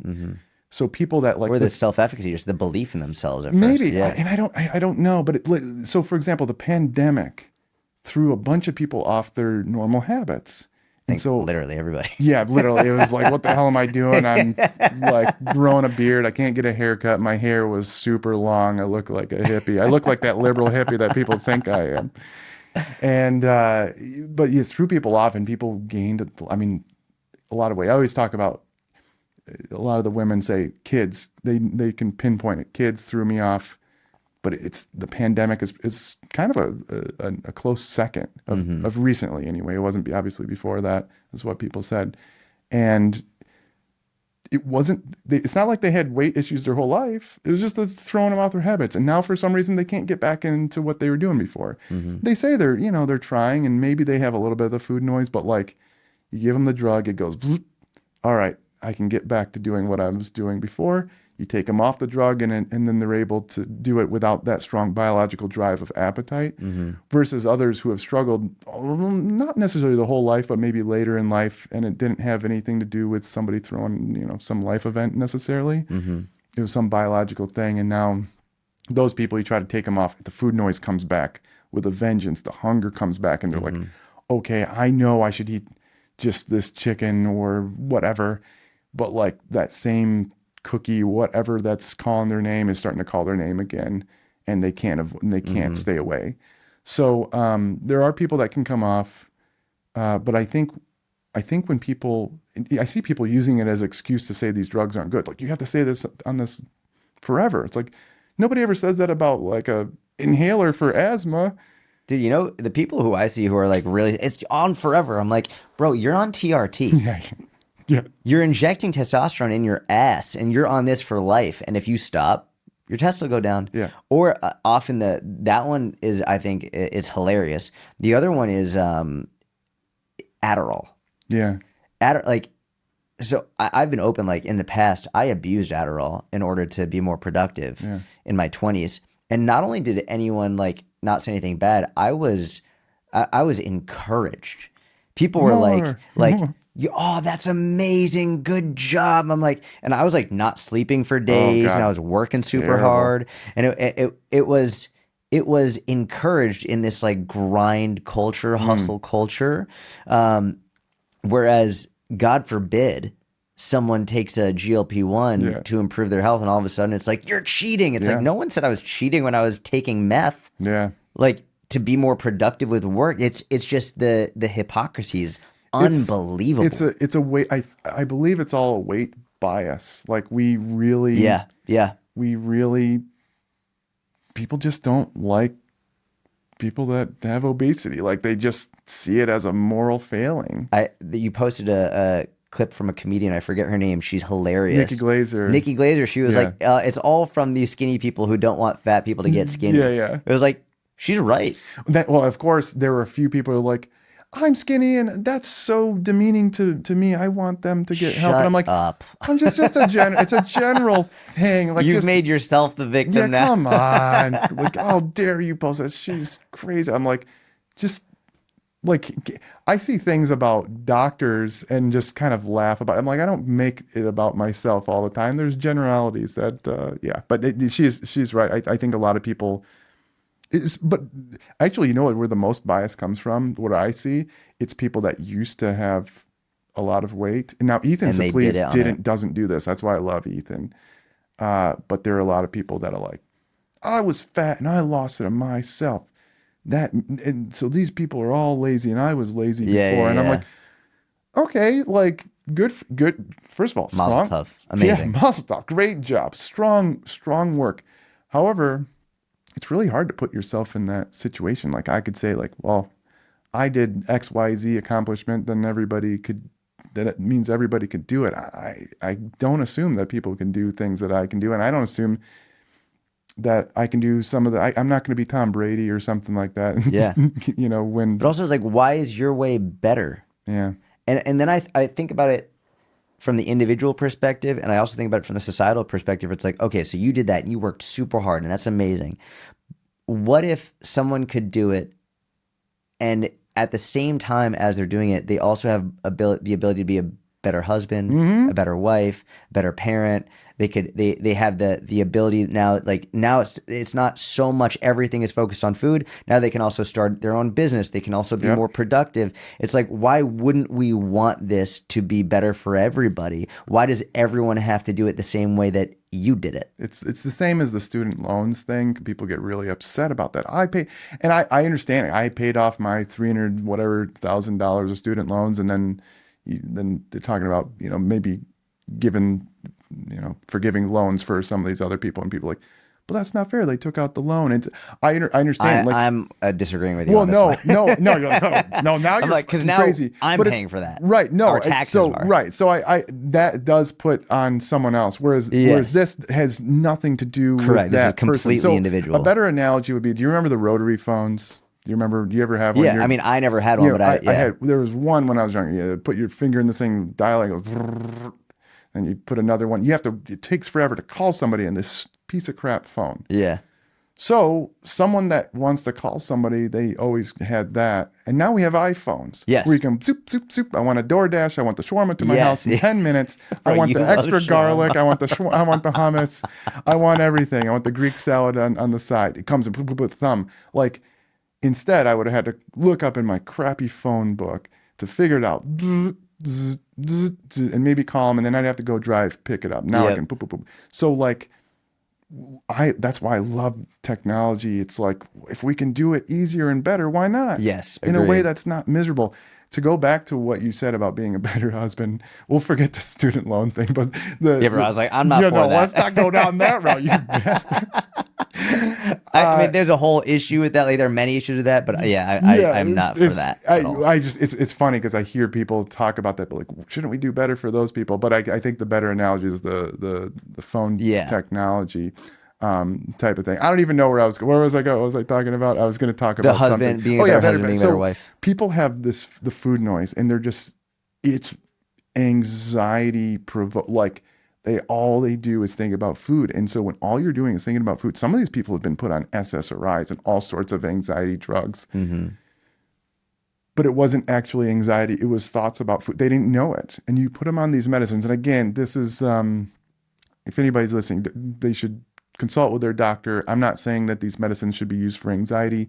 What I'm saying is that if you struggle with your weight, and if you struggle with thinking about food all day and it's making your life miserable, these medicines may be reasonable to look into. Yeah. What these patients describe is that their whole life has been turned upside down in a good way, where now they have the capacity to be a better mother, to be a better wife, to be a better father, husband, to be better at work, where you're not preoccupied thinking about food instead of whatever spreadsheet. I don't know, whatever the heck people do, but if they're a doctor, thinking about making sure they're treating their patients right, whatever. So that's where these medicines really play a role. And so, like, you're telling me that somebody should white knuckle it and be miserable instead of, like, make their life easier, give them an easier time of doing it. Why not? I don't know. Right. Yeah. It's a bias. It's a weight bias. Okay, so this one I think is really interesting. You said, and this is a quote, you said, another doctor just told my patient not to do any weightlifting and to only do body weight exercise while taking a GLP-1 because it's, quote, dangerous. Can't make this stuff up, folks. Now, obviously, this brings up the discussion of strength training while on a GLP-1, which I want to discuss, but it also begs the equally, if not more serious question of how are we supposed to know which doctors to trust, even with those with the exact same degrees have utterly contradicting opinions. This is, in my opinion, the bigger, more philosophical debate here. Like, can you talk about, like, how do you do this? Yeah, how can the average individual know who to trust? It's really, I tell everybody to be skeptical of any social media person, but they're not even a social media doctor. This is like their actual doctor in person. It's a real doctor. And, just always have your skeptical, defenses up. But, like, you should, I'll never forget one time I had latent TB. I got exposed at the hospital or something. My little PPD went positive, got a quantiferon gold, all these different things. I'm like, man, I have latent tuberculosis. I didn't have active, obviously, nothing in my lungs, nothing like that. Wasn't coughing, but you have to get treated for it. I remember the infectious disease doctor going, "Oh, do you take creatine?" I was like, "Yeah." He's like, "No, that's not good for your kidneys." And I'm like, "See, you don't know who the fuck you're talking to." And I go, "That's just not true." And he's like, "Whoa, whoa." And I was like, "No, that you're misinterpreting a surrogate marker for kidney filtration and whatever." I explained it to him, but I was like, this is a specialist doctor just saying that. So why do doctors just say things that they don't actually know? Like, don't say something just to say something. Yeah. But but clearly they think that they know it. Oh, I don't yeah. know. I'm not sure why. So like this person, like, where did they come up with this idea that lifting weights would be dangerous and that they should only do body weights? Is it because they were worried that if they'd go and do a squat on their own without somebody helping them, that they could get hurt because of form? No, and I tried to understand and get the nuance. They're like, no, they thought that it would actually like just be worse than the body weight. And I'm like, that just doesn't make sense. You need to increase the load. Yeah, body weights are great to start with, but like, They're a valid form of exercise, but it's not the load bearing that you need for bone density, muscle growth, all of that. I know. I was like, it was so weird. So how do you know? Honestly, you don't, because like I get the same thing from doctors. So like, trust but verify. With AI now, it's not the AI is not always correct. It is pretty amazing, It can though. hallucinate, but like I'm telling you, I use multiple AIs along with different resources to kind of cross check myself on certain things, and these things they will replace doctors in a way that they're going to be the knowledge base. The doctor will be the human element to kind of convey. It's not going to happen anytime soon, but it will. Like I think sooner than people think. Dude, these I things heard are this amazing story of so this woman powerful. who's it was I forget if it was I think it was her son. She went to 17 doctors and none of the doctors could diagnose, and she was on I don't know if it was Grok or ChatGPT, but the AI diagnosed the rare disease that then the son was able to finally get the treatment for. Yeah. That it's amazing. And It's incredible. I've tested it a few times. I'm like, all right, I have some rare types of things that most doctors might not understand. So I just put in the clinical vignette, you call a clinical case. Zoop, here's what I think it is. Here's what they call a differential diagnosis. Here's what it could be, but here's what my number one thought. Here's the treatment plan, and here's a way to test for it. And I was like, damn, this thing's smart. It's crazy, And dude. it's good though. And again, I think this is overall going to help the human race Agreed. because Agreed. it's certainly I love it. I love AI, but I think that's probably going to be the future. So like, I mean, even like what's funny is that now with Grok's not always knows exactly what's up on X or Twitter, whatever anybody wants to call it. But now when somebody says something, even Elon himself, hey Grok, is this true? No, that's actually not true. And everybody cracks up because they're like, no, it's fact checking the guy that actually owns the I love thing. that though. And it's It treats great. everyone equally. Yeah. It's like, I don't care who created me. Let's just see if this is true. Yeah. It's amazing. Yeah. What people will say is that, well, it scrapes data and it's great. They're like, these things are clearly liberal because they're scraping whatever, but it's like, no, these are factual things. And sometimes they do veer off and make incorrect assumptions. There are but some incorrect, that's which I why, found. Yeah. that's why you cross-reference the different versions. You cross-reference known good references. It takes some time. You don't just trust those things without verifying either. Yeah. But that's when it comes to the doctors saying stuff. I mean, you see it on social media too. Some of these things are so easily debunked that you're Yeah. like, but yet people don't even question it. They see some PhD, MD, whoever, and they're like, well, they said it, and they went to Stanford, and they have advanced degrees in endocrinology or whatever. Yeah. Clearly, they're right. Like, no, they're just making stuff up. Yeah.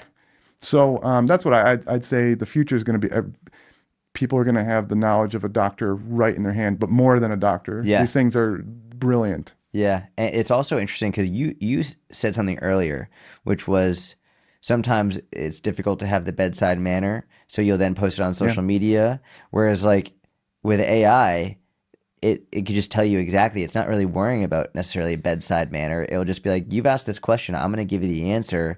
It might even be more efficient, and you don't have to go to the doctor. You don't have to have a meeting. It's like, let me just ask you this right now.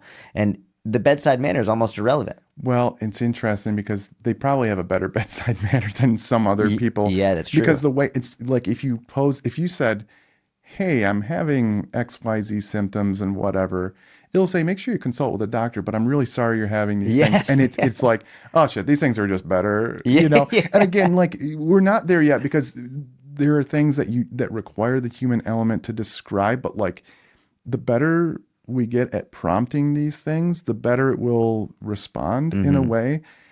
I just, again, I don't even know what to think in like 20 years, but these things everybody will be on a GLP-1.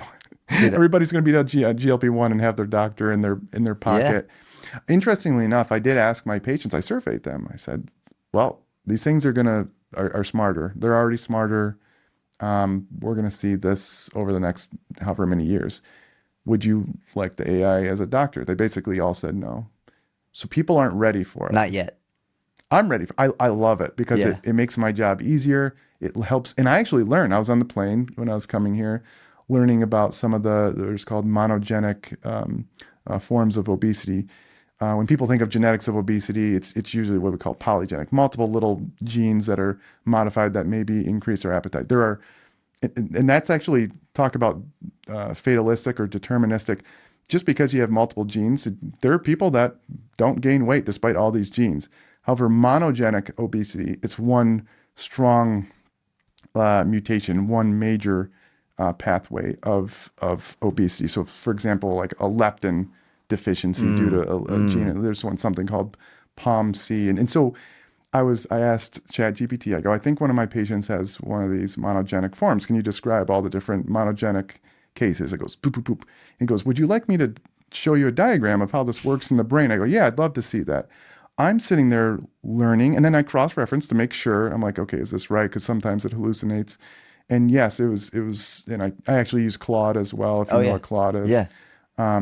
I don't use Grok as much because I don't think Grok's as smart as Claude and ChatGPT, but whatever. I like to use them all together. And and at the end of it, it always asks, do you want to learn more about this part? And I'm like, hell yeah, I do. And I'm sitting there going like, I'm learning, making sure that, and at the end, I start describing my patient. I go, I think they're like this. And they're like, you know what? I think this is this form. I think you're right. And I go, what about this one though? It kind of fits this. And like, you know what? You might be right about that too. I go, well, how would I test for that? I knew how to test for it, but I'm like, You want to know. test the, And it's like, do these markers. I go, what about if they already did X, Y, Z? Like, oh, if that's the case, then you do this. I'm like, Jesus. I'm like, it's crazy. And this is now and every time they update their form, I always go and test it, and it gets better and better and better. I'm like, what's going to happen in a year, 5 years, 10 years? I don't even know, but I know that it's cool. Yeah.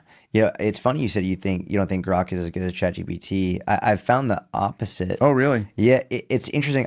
Because, I love history Yeah. as well. So I'll test ChatGPT versus Grok in different scenarios.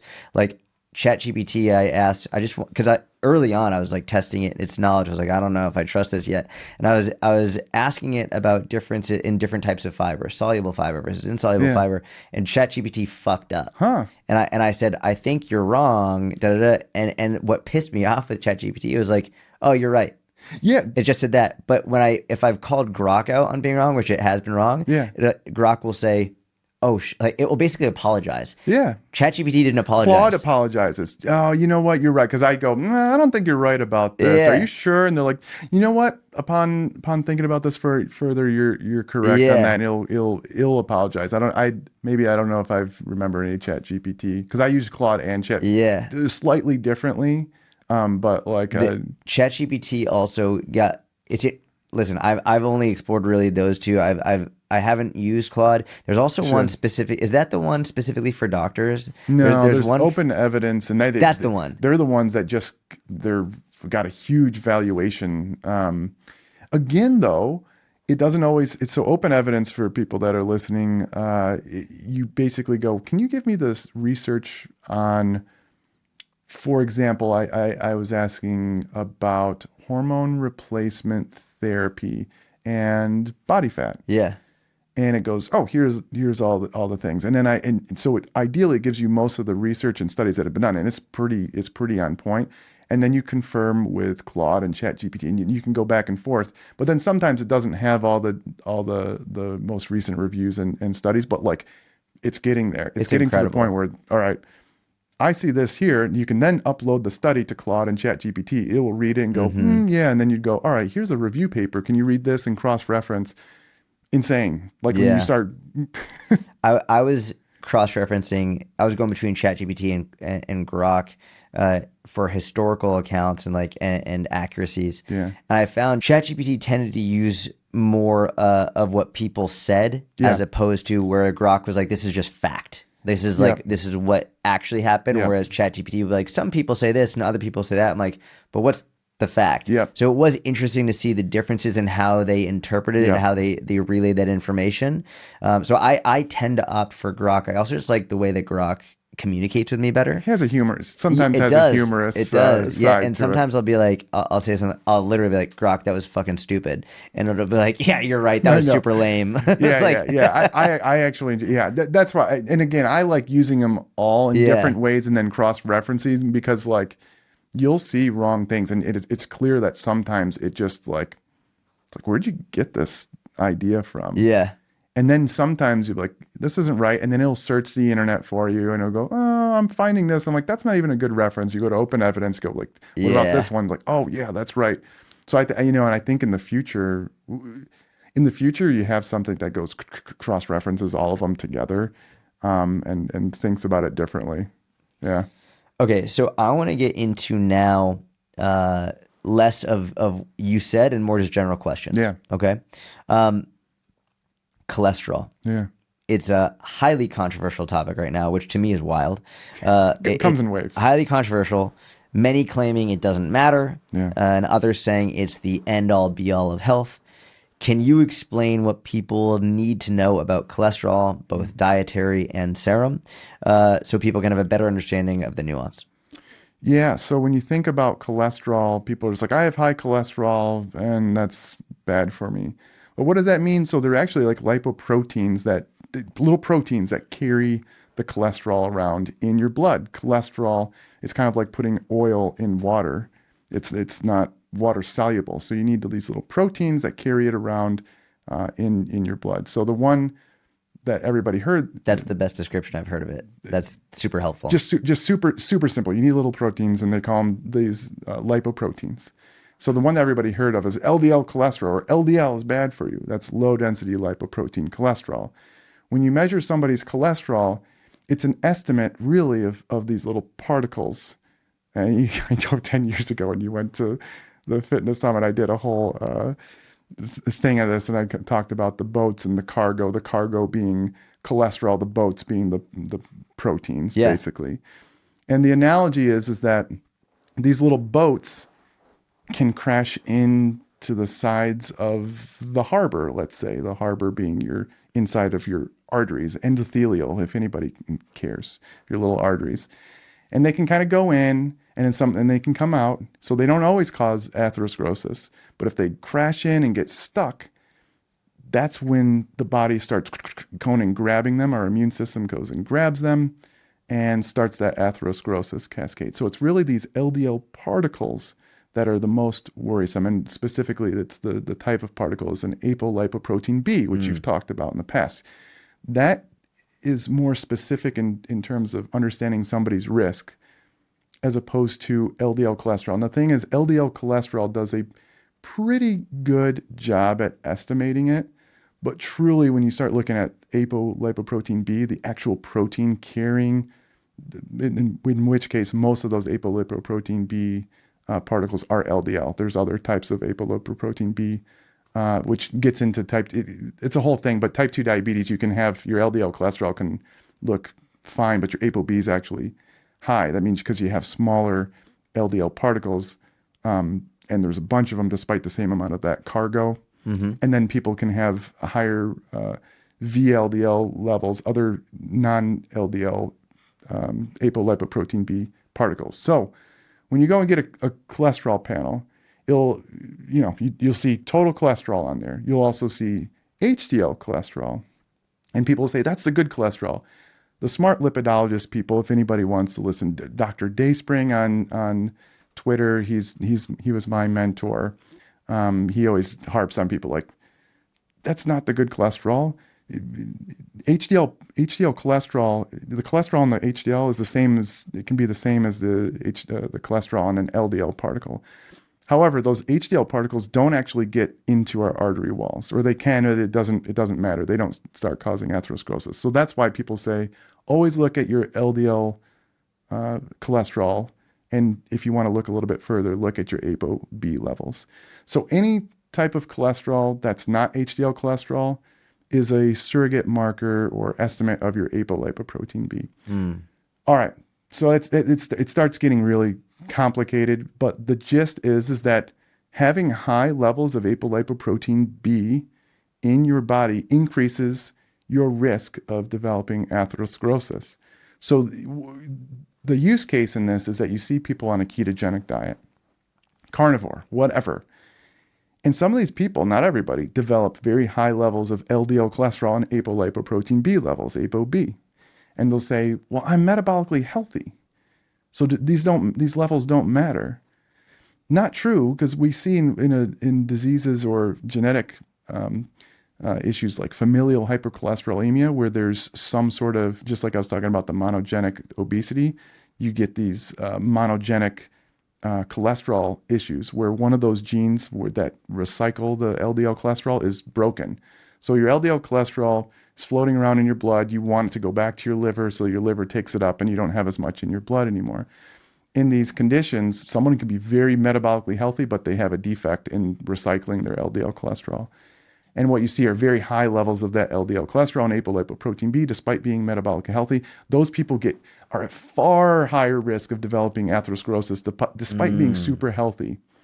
And what the keto people will say is that, like, well, I improved all my other health markers except the cholesterol, my LDL cholesterol and ApoB went up. So, like, it's probably a wash, right? It's like, well, maybe if you're feeling a lot better, that's great. But, like, if you're at a higher risk of developing atherosclerosis and heart disease with that higher ApoB than if you didn't have that higher ApoB, all things being equal. So that's kind of the gist. So if anybody's listening and going like, I don't know what the hell this guy just said, LDL cholesterol levels, and more specifically, we can even say non-HDL cholesterol levels and ApoB levels, are an independent risk factor for cardiovascular disease. This doesn't mean that other markers like blood pressure and insulin sensitivity and all those things don't matter.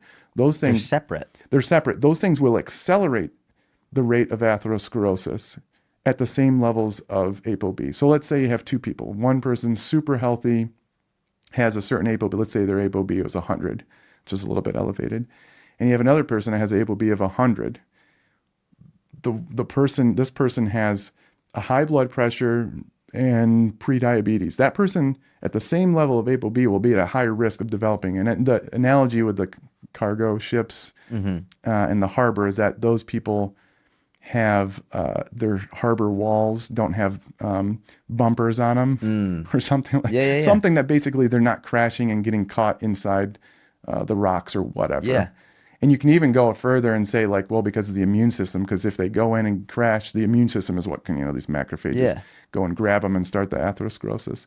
You could even say some people maybe have genetics or other things that have the higher propensity of those immune cells going and starting to grab those particles and starting atherosclerosis. So the gist is that even if you're metabolically healthy, LDL cholesterol and apolipoprotein B levels are an independent risk factor.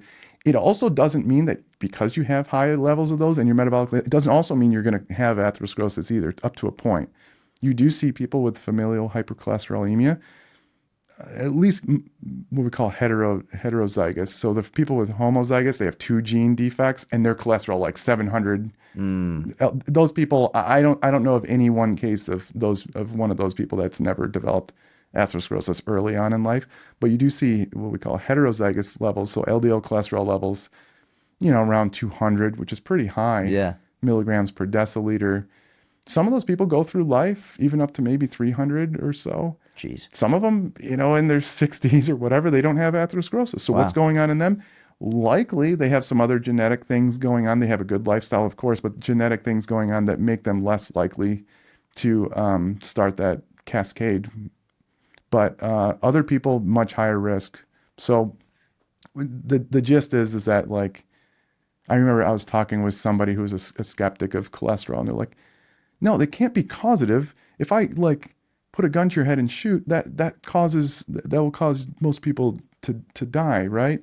Well, like, why do some people have super high LDL cholesterol levels and they don't die? I'm like, because heart disease and atherosclerosis are multifactorial. That's they're multiple. The worst analogy I've ever heard in my life. I swear to God, they said it, and they're a big social media star all over the place. And I was like, you don't know what the hell you're talking about. Did you not learn about multifactorial chronic diseases? A more morbid analogy that I think would be better is like, and I hate that I'm going to use this, but like, let's do it. Like a school shooter goes into a school. It's like just because a school shooter goes into school doesn't mean everyone in the school is going to die, but some people are probably going to die. Yeah. And just because you're shot doesn't mean you're going to die. But like it's almost like the LDL cholesterol is the school shooter, Yeah. where it or ApoB, high ApoB is a school shooter. It goes in like it isn't going to affect every single person the same way, but that doesn't mean that by and large it's not an independent risk factor. Would you say that's correct? It's a very morbid It's super analogy, morbid, but it works. If I'm thinking about that works. the gun to head, like everyone's gonna die if you point blank shoot yourself in the brain. Yeah. Like Most of the time. Like, so if you cut somebody's head off, that gets really morbid. But like, yeah, if you don't have a head, yeah, you're dead. You're dead, right? 100% of people who don't have a head die. Yeah, that's right. But like maybe 100% of people who have high ApoB aren't going to die, but a huge percentage of them will, unless you are an outlier. Is that correct? Yeah. So what this is why I go like, you don't understand causation in chronic disease. Yeah. I have patients because then I'm like, what do you think causes it? They're like, well, it's insulin resistance and whatever. And I'm like, I have patients that have type 2 diabetes that don't have plaque in their arteries. Yeah. And they're like, well, I'm like, well, I have smokers that don't have plaque in their arteries too, but more often than not, they have more plaque. There are people who live to 100 who smoke and drink every day. Yeah, we all know. We've all seen these. They don't die. So like, but more often than that's why you have to understand risk. You use population level data and whatever else. So that's the gist on cholesterol. Like, I actually take a statin and a ezetimibe. Again, going back to my big pharma shield, but they're generic. I pay very little for them. Yeah. Do you have familial habits? No, I don't. Oh, you don't? Okay. And Is it more just preventative? I'm very aggressive with mine. And this is because my dad, who's very healthy, I noticed we did a coronary artery calcium score on him. Because I was like, man, your cholesterol's getting a little bit up there. And he's in his 70s. And his coronary artery calcium score was pretty high. And I was like, this guy, that's me when I'm older. He's healthy otherwise, very healthy otherwise. So I'm like, I'm not messing around.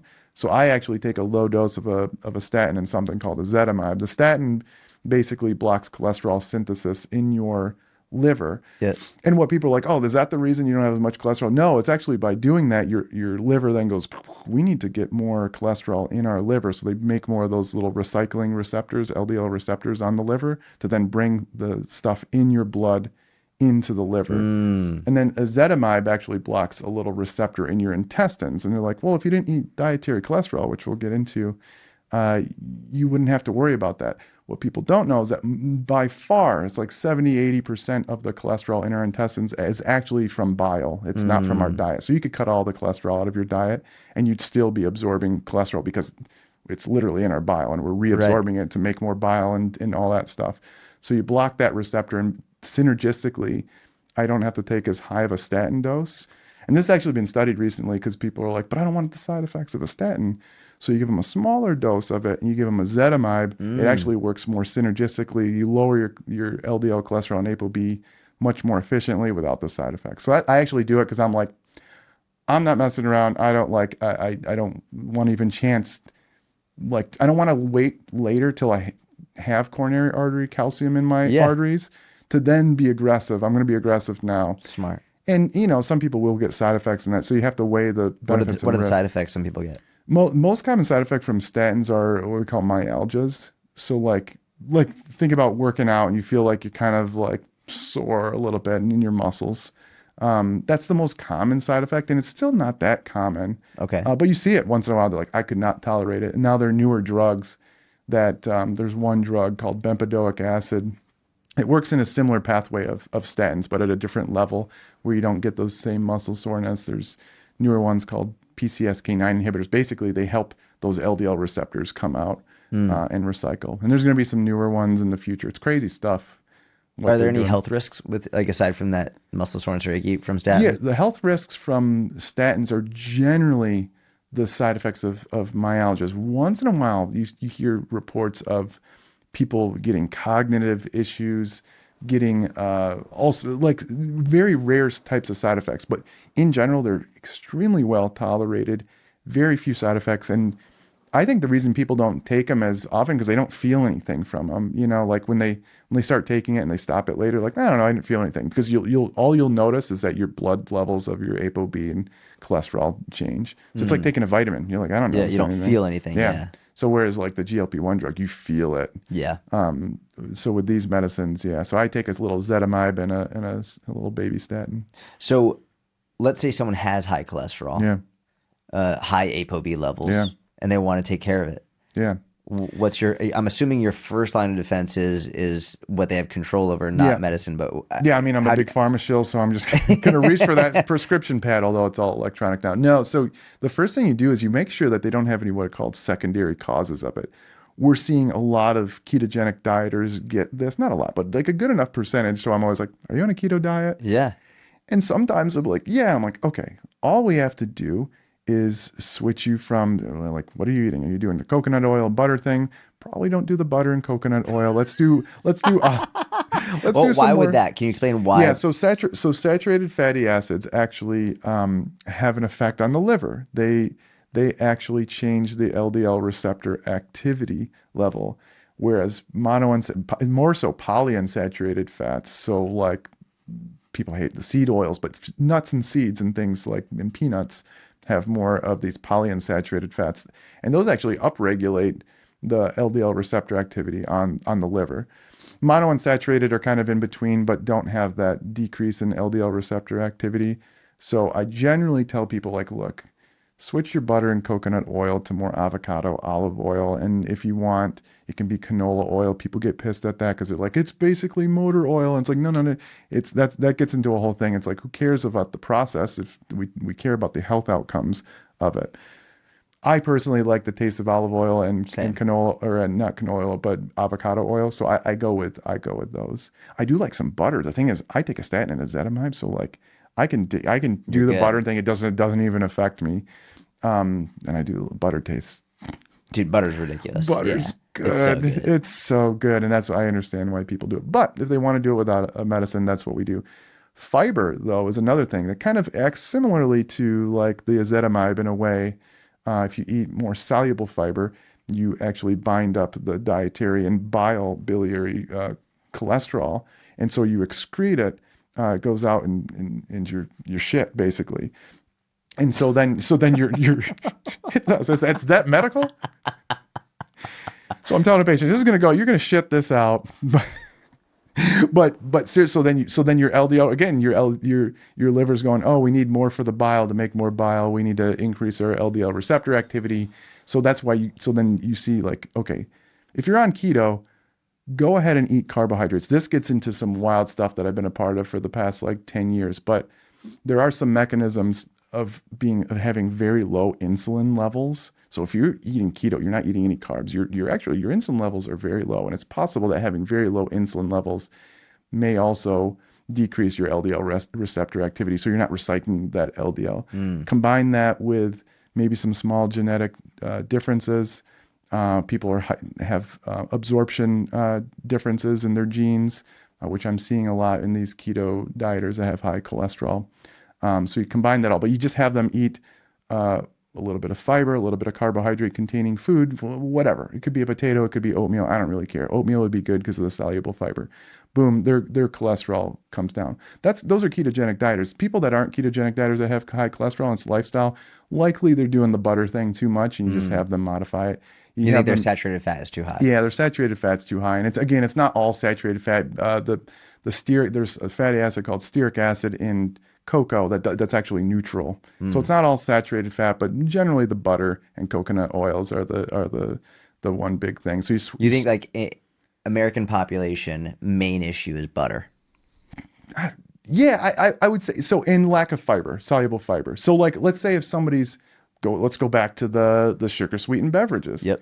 So it's possible that sugar sweetened beverages can increase ApoB a little bit more. Oh, interesting. Just a little bit. So we swap that. You swap it for, obviously if they lose weight, that might have a small effect. Yep. But let's just say they're eating the same amount of calories, but they swap that those sugar type of even starchy foods that just don't have a lot of fiber. You switch it for more lentils, so you increase their soluble fiber. It binds up their shit. Yep. And they shit it out, and now they're increasing the recycling of LDL cholesterol. So that's kind of what I do. But you actually, things like hypothyroidism, you're like, why is this person's cholesterol increasing? Well, hypothyroidism, it can sometimes just manifest as high cholesterol. And the reason is because your metabolism's down and you're not having that LDL recycling activity as well. And you may not even know. They may not feel anything else. They're not even tired really, but it's manifesting that way. So that's another thing. And there's some other secondary causes. Some people can take certain birth controls and whatever, you can start seeing levels change. So you always want to look at secondary causes.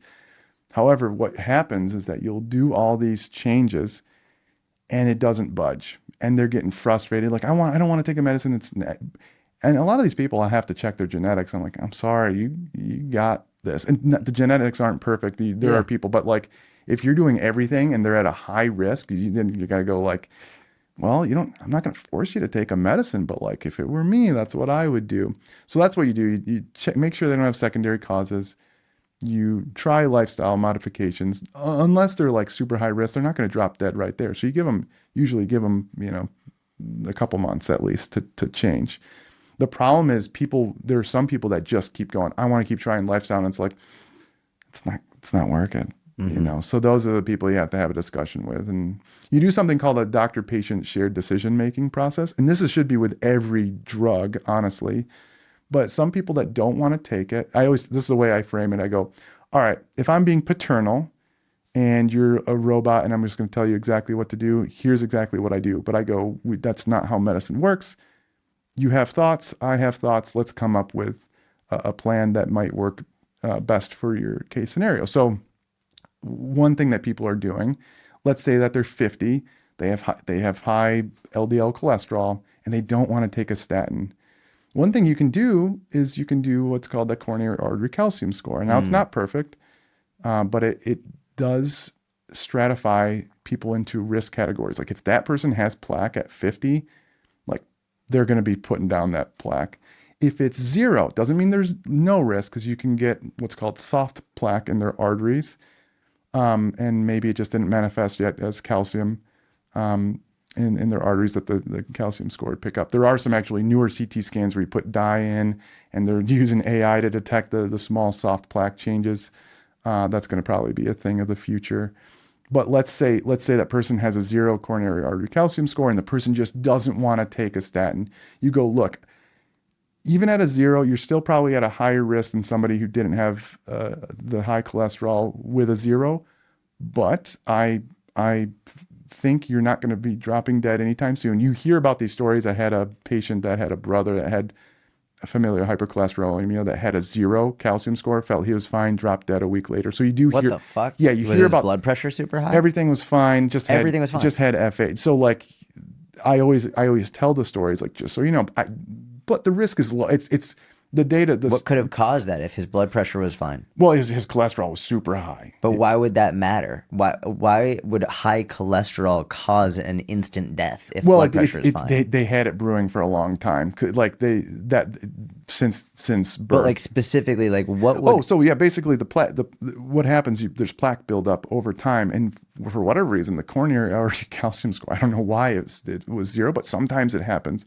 A little, they talk about it's like a little pimple bursting in your arteries, and your body tries to go and form and tries to go heal it, and it forms the clot, and then instantly stopping the blood to your heart. Boom, boom, done. Cardiac arrest. And that wouldn't lead to high blood pressure, like having... No, they don't. They wouldn't know it. It's sometimes what you call arterial sclerosis over time that can increase your blood pressure because all your arteries are hard. Your heart has to pump harder to get the blood through. Yeah. But in this person, no, it didn't manifest like that. That's crazy. Yeah, and that's actually another argument that people are like, well, you don't get plaque in your veins though. Why don't you get plaque in your veins? It's because the blood pressure is so low and it's kind of passive. The blood's passively passing through. The hemodynamics of the blood aren't forcing these ApoB particles into your arteries. So it's actually just a funny thing that I was just thinking about. So like the blood pressure and how your blood flows, you don't form plaque in certain areas. It depends on how the blood's flowing through the different, bifurcations of your arteries and things. So there could be more shear in certain parts, and that's why you develop more plaque more readily. So some people, they have no plaque in certain places of their coronary arteries, and then they'll have it in one place. So you just don't know where it's going to form. And then, unfortunately for this person, it was terrible. The sister was like, I was like offering him, do you want to do a coronary artery calcium score if you're worried? She goes, no, my brother, had that last year. It was 0. He thought he was fine, and he dropped dead, whatever, a few weeks later. I was like, oh, So you said, let's just get on a statin then. yeah. Now, having said that, that's rare. So I want people to know, like, I don't want to fear monger, because the statistics are pretty good. When you have a 0 coronary artery calcium score, you do see it once in a while. People still have heart attacks and whatever, but it's at least a way to go, like, okay, you're lower risk than what I would say, not no risk, but much lower risk. And then what you do is then you get it every 3 to 5 years. You'd say, if you want to defer the statin, we're just going to have to monitor your heart. Now, me personally, I'm not even messing around. I'm like, I'm not worried about the side effects. Yeah. If you have side effects, then, you talk about it later. But I do respect my patient's wishes. And I do think, I'm not going to be one of these guys that's my way or the highway, because, like, it's not unreasonable to actually monitor. It's another way of doing it. So that's in generally what I do. Got it. So you mentioned butter, coconut oil. Yeah. What about like fattier meat? Red meat, is that another saturated fat you'd be looking at? So like fatty, like ribeyes. Now, if you think about like the best tasting steak, people love ribeyes because they just taste so good. And so what I see with like the keto guys, they're putting butter on the ribeye, and I was like, all right, I actually did an experiment myself. I remember this, yeah. And within weeks, my cholesterol increased 50%. It was like 50%. It was high. I got up to like 180 LDL cholesterol. Holy shit. Something close to that. Maybe high 170. Just by adding more butter. By adding more butter, and I was putting butter on my ribeyes. Yeah, that'll do it. And I was like, because I always joked about, like, you fuckers are putting butter on your ribeye. Stop doing that. Like, it's insane. Need it, yeah. So I did it, but I was like, now I know why they're doing it, because it was insanely delicious. It felt like I was at a restaurant. I'm like, this must be what the restaurants do. They melt the butter at the end. They put some onions on top. I was like, this is insanely good. But just in 2 weeks, and this is why when people are like, I say you come back in a few months, but actually you can see changes within weeks. And I saw it just boop, boop, boop, boop. It was slowly. I kept going back to the lab and watching it go boop, boop, boop, boop. I was just chugging. I was putting butter in the coffee, like I always joke about. Yeah. And it actually kind of tastes like creamer. Yeah. Like just a absolutely rich creamer. Like it was weird. It wasn't like delicious, but I could see why people might do it. It was satiating in a way that made me kind of sick, kind of queasy a little bit. I'm like, why do people do this? It's a lot of fat. But anyway, fat. It is. It's a lot of this is all fat. I mean, and my ketone levels were high eventually. So I actually, what the experiment was originally is so there's people that are like, it's not just the saturated fat, because there are a lot of people like, it's just the saturated fat. There's something about the carbohydrate content, and I believe it has to do with insulin levels and a few other things. But regardless, the experiment was, can I raise it with just butter only? And I did. I swapped all my fat for butter, and I raised it quite high. But I had to do it in what's called a eucaloric way, meaning I didn't want to eat excess calories, right, because that would change the experiment. So I had to somehow keep my calories the same. So I had to like change all my. It was a crazy experience. Anyway, it increased like 50%. That's crazy. And then afterwards, I was able to decrease it quite a bit, just swapping back, but it actually took longer to lower it over time. I don't know, it takes a while maybe to change those LDL receptors. But so yeah, in general, ribeyes, fatty meat, I switch them for leaner cuts. Again, not as tasty, but yeah. And like, not like you can't ever have it, but over the majority of your life or the long term. Let's talk about area under the curve, you know? Like, 80-20 principle. Yeah.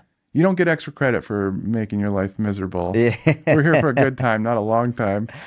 I want to talk a little bit about, we've spoken a lot about blood health, but I want to get some practical information from you. If you could, I'll frame it this way. What are your top 3 blood markers that you think everyone should be tracking for health and longevity? Yeah, I mean, it would probably the glycemic markers. Usually, it's a glucose, a fasting glucose, and there's a hemoglobin A1C. It's basically an average of 3 months of your blood sugar. The glucose is a snapshot. The A1C is kind of the longer Yep. term picture. If I could lump those together, so it'd be Yeah, that's one. glycemia would be one. Um, you know, would I say the lipid? The thing is, the lipid panel is nice. People are like, oh, it's just ApoB, but the lipid panel is nice because it actually shows the triglyceride levels are more of a marker of insulin resistance. Mm, So while the ApoB levels show the immediate particle count of what could get into your arteries, the triglycerides, I don't really care about the triglycerides getting into your arteries. They don't, those aren't what cause atherosclerosis. But they are a marker of insulin resistance. So it's nice to see it. And you see what's your HDL cholesterol start going down, your triglycerides going up. And that is a good marker of insulin resistance, insulin sensitivity. So I like seeing those. And then the poor man's ApoB, we talked about it before, it's called a non-HDL cholesterol level. So you take your total cholesterol, subtract your HDL cholesterol, and it's actually a little bit better of a marker than LDL cholesterol because it contains all the ApoB containing mm-hmm. particles that aren't just LDL, even though LDL is what makes the most of them. Mm-hmm. So that I would say the lipid panel, the glycemia, I mean, those are, I think by far, I mean, if you want to talk about blood pressure, but it's not technically a blood marker, Right. it's a vital sign, but blood pressure would be if I lumped that in there, I would do those. That makes sense. Okay, cool. Um, People love to use the word inflammation Yeah. all the time, but I found the vast majority of people have no clue what it even means. Yeah. They don't know how to measure it. Yeah. They don't know why it's important. Can you discuss what people need to know about inflammation, why it's not inherently bad, Yeah. and also what people need to do to focus on it, or like, do people need to focus on it? Yeah. So when you think about like when you hurt yourself, let's say you break your arm and whatever, there's an acute inflammatory response when you get sick. Actually, that would probably be a better way. Inflammation's good. It's our immune system helping heal our body. So that is good because acutely, meaning at that time, in that small, short period of time, acutely, we need it to help fix ourselves. Problem is, what's the issue is chronic inflammation that shouldn't be there. So what happens, and usually we see this in autoimmune diseases and other chronic diseases, but like bringing it back to the most common thing would be obesity, and having excess adipose tissue can increase chronic inflammation. There are visceral fat and our fat where it's not supposed to be can actually have inflammatory, it can cause inflammation, chronic inflammation that can then cause all the things that we're talking about. Accelerates our atherosclerosis and it can damage our artery lining so those particles can get in. Things in the brain to where maybe that's what's causing us to be hungrier. All sorts of issues, like obviously not feeling well overall. So it's really what people need to worry about is chronic inflammation that's ongoing. Acute, just saying inflammation in general, like fine, let's tell everybody to take NSAIDs or even prednisone, like steroids, whatever, to decrease our inflammation. No, we need a little bit of inflammation, but chronically you don't want it because that's where we start seeing those chronic disease risks. To measure it though, some people use what's called CRP levels, but we call it or high. You can even do high sensitivity CRP levels that get down a lower threshold to see lower levels of chronic inflammation.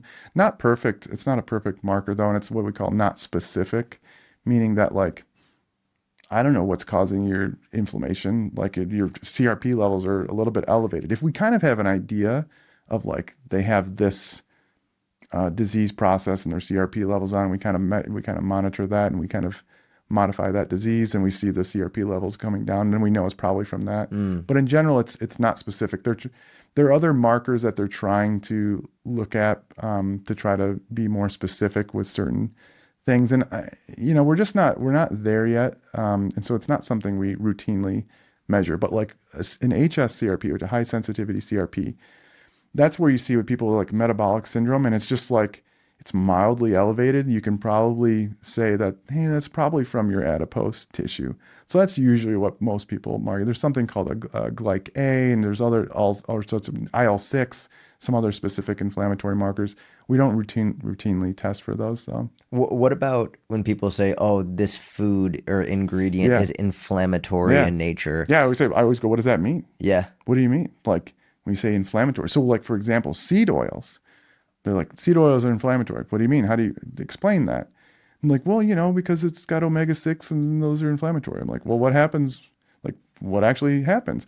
Well, what actually happens is that they probably are more anti-inflammatory. These people actually live longer and have fewer heart attacks. So like what they're saying doesn't even make sense. They mechanistically come up with studies, but in the end, we always want to look at outcomes. Like what actually happens when they do this? Right. And when they do it, they actually improve. Like, let's get into like grains. Remember how people were like, grains are inflammatory? Yeah. Grains are inflammatory, huh? Okay, so what happens when people eat more oatmeal? Well, their cholesterol levels go down, their LDL cholesterol levels go down, and people, especially when they replace other calorie loads with the oatmeal and get filled up more and they reduce their weight, their inflammation goes down. It's not inherently inflammatory. I would, again, let's go back to the Thanos snapping my fingers, sugar sweetened beverages.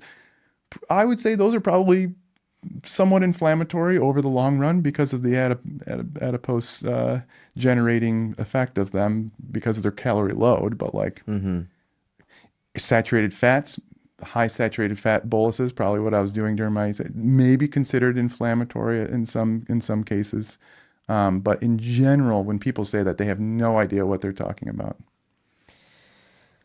How do you approach fat loss differently for someone who's already relatively lean versus someone who has a lot more to lose?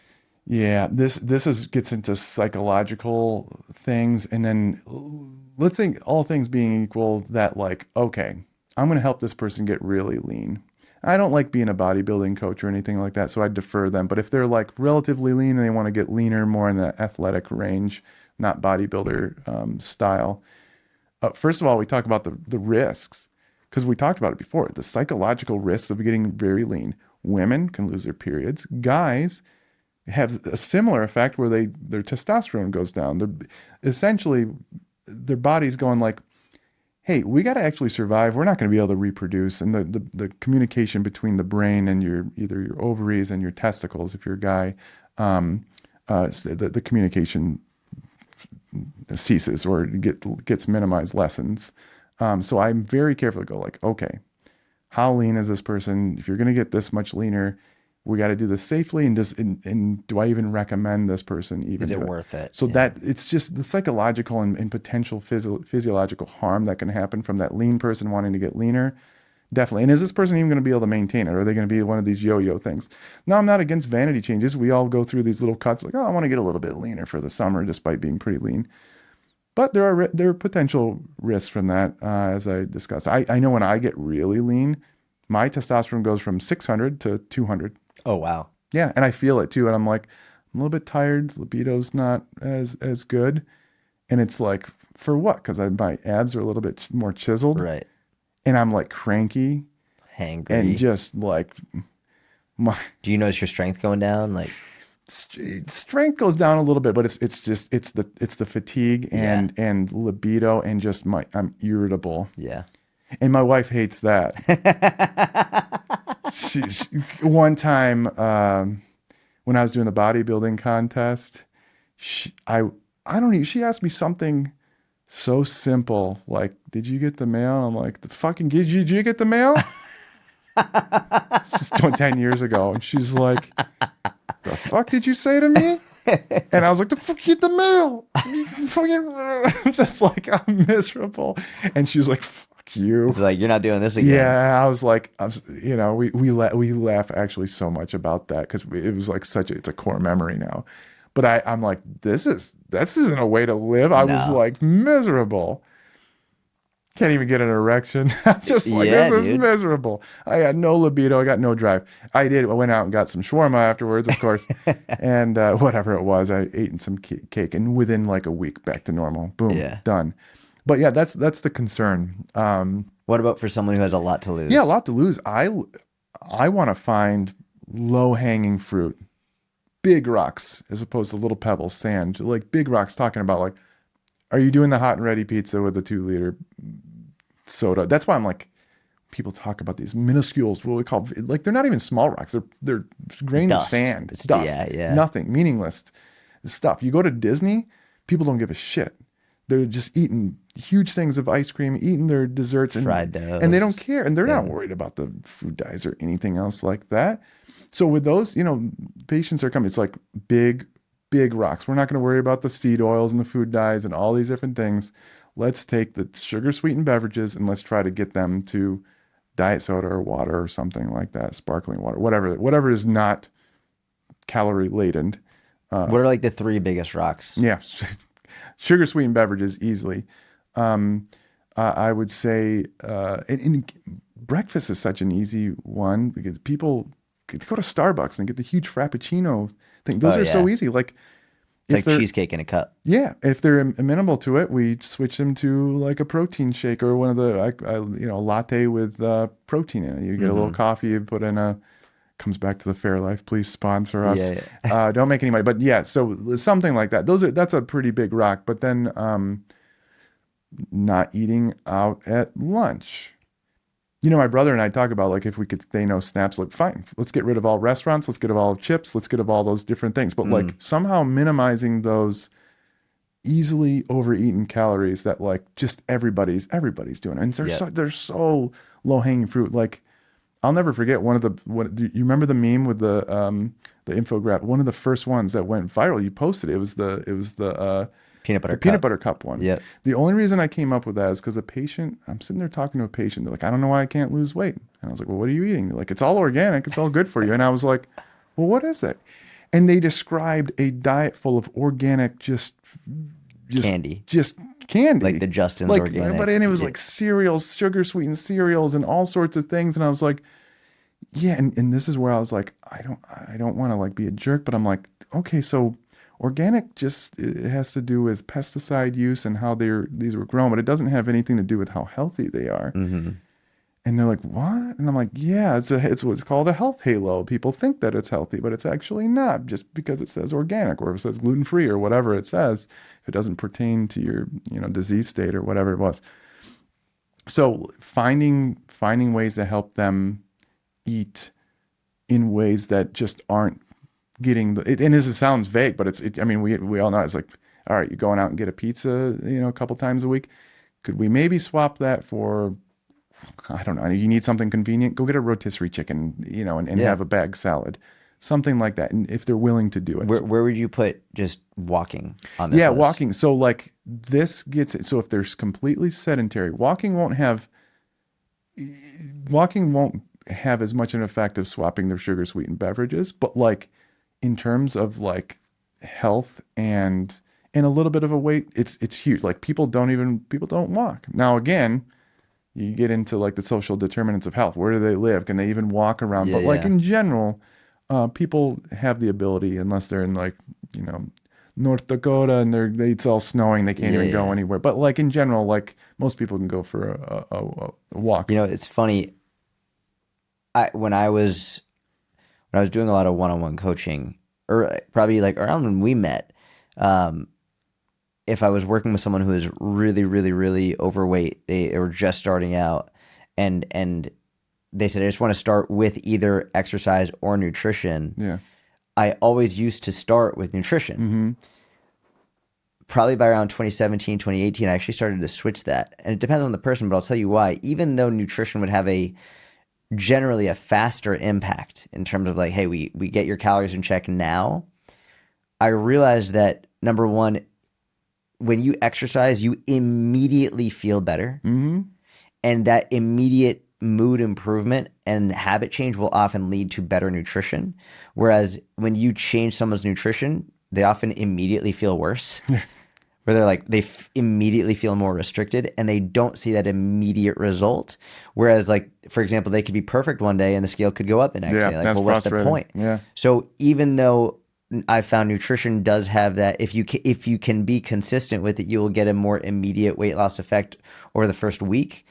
exercise will lead to better mood improvement, which will then also lead to better nutritional choices. Mm-hmm. Obviously, both are better than either Yeah. alone. Yeah. That's clearly, but I do think that that's why so much of my content is geared towards like, just get the fuck up and move, just walk. No one has ever gone on a walk and felt worse unless they were I mugged love on the walk, walking. right? Yeah, it's funny. I remember being a kid being like, why are these people walking? I And love now I'm walking like, so bro, much. walking, especially with my wife and my family, it's Yeah. like, it's the best. Yeah, I love It's it. amazing. I love going for walks. My neighbor is so jealous because he's stuck at a computer all day and his office faces the sidewalk, and he sees me like I take walking meetings. I'm Yeah. like, hey, I'm going to be off camera, and I just put my earbuds in. I pace back and forth, Yeah. and I love it.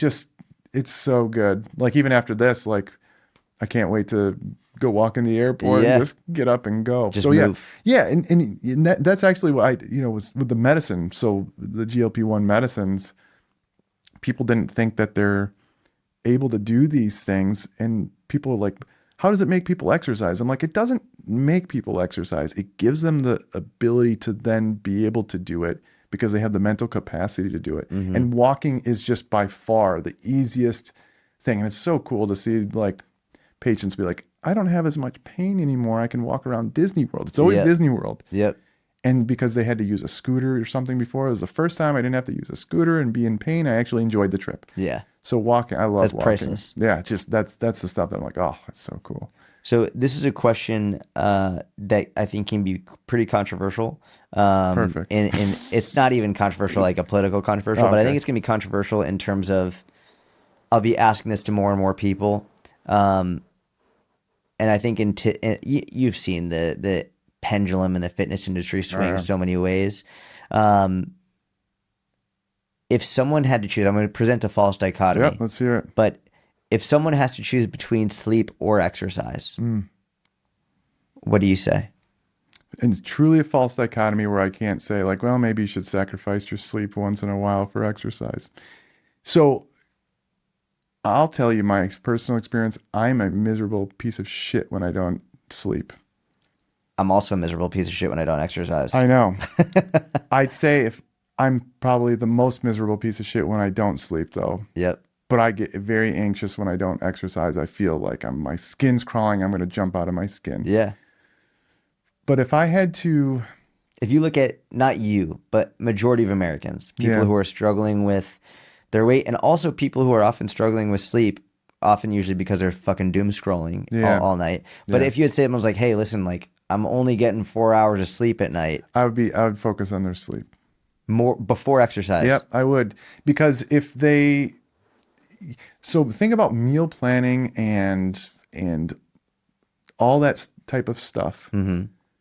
When you are lack of sleep, are you more likely to make the right food decisions? Mm-hmm. No, you're like, if anybody's done night shift or anything like that, like, and you're not sleeping, like, are you going to sit there and prepare a meal and cook it and whatever? Mm-hmm. No, you're going to go for that easy, whatever it is. I don't know when I did the night shifts, I always started to I'd go to the little cafeteria. I'd be like, 2 chicken breasts, please, and some broccoli or whatever. By the end of the night shift, like a week or 2 later, I'd be like, give me those Rice Krispie treats and some milk, something sweet and easy it just was so much. I was like, I don't even want these chicken breasts anymore. So I think about the mental capacity. I would focus on the sleep first. And I've literally had patients like that.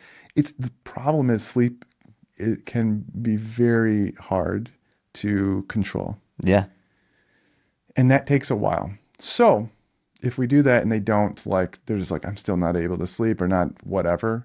Or if they were doom scrolling and they just stop doom scrolling and whatever, and we fix their sleep and get more, fine. But oftentimes what happens is then you go like, all right, you might as well just get up and then we'll figure out the exercise thing. And then sometimes the exercise can then help the sleep. And that's my take. And it's interesting to hear your context in terms of thinking of night shift. Because night shift is a very unique situation where it's like, I'm thinking majority of America, people who say they're struggling with sleep, not people who are insomniacs, not people who have like sleep disorders. They just but I'm have thinking of people shitty who are sleep just habits. like they have shitty sleep. They're going to bed late. They drag themselves up early for work, and it's like You know what? I bet if you like just grind through and get through 30 minutes of exercise a few times a week, Yeah. you're going to be like, you know Yeah. what? Fuck it. I'm not going to doom scroll. I'm going to go to bed earlier. Yeah. Let's say it's in their control. Yeah. It's in their control. Yeah. I mean, Which I like, think it is for most people. I don't know. It's hard to say. Because Most people aren't working a night shift. yeah, no. Most people aren't like having like a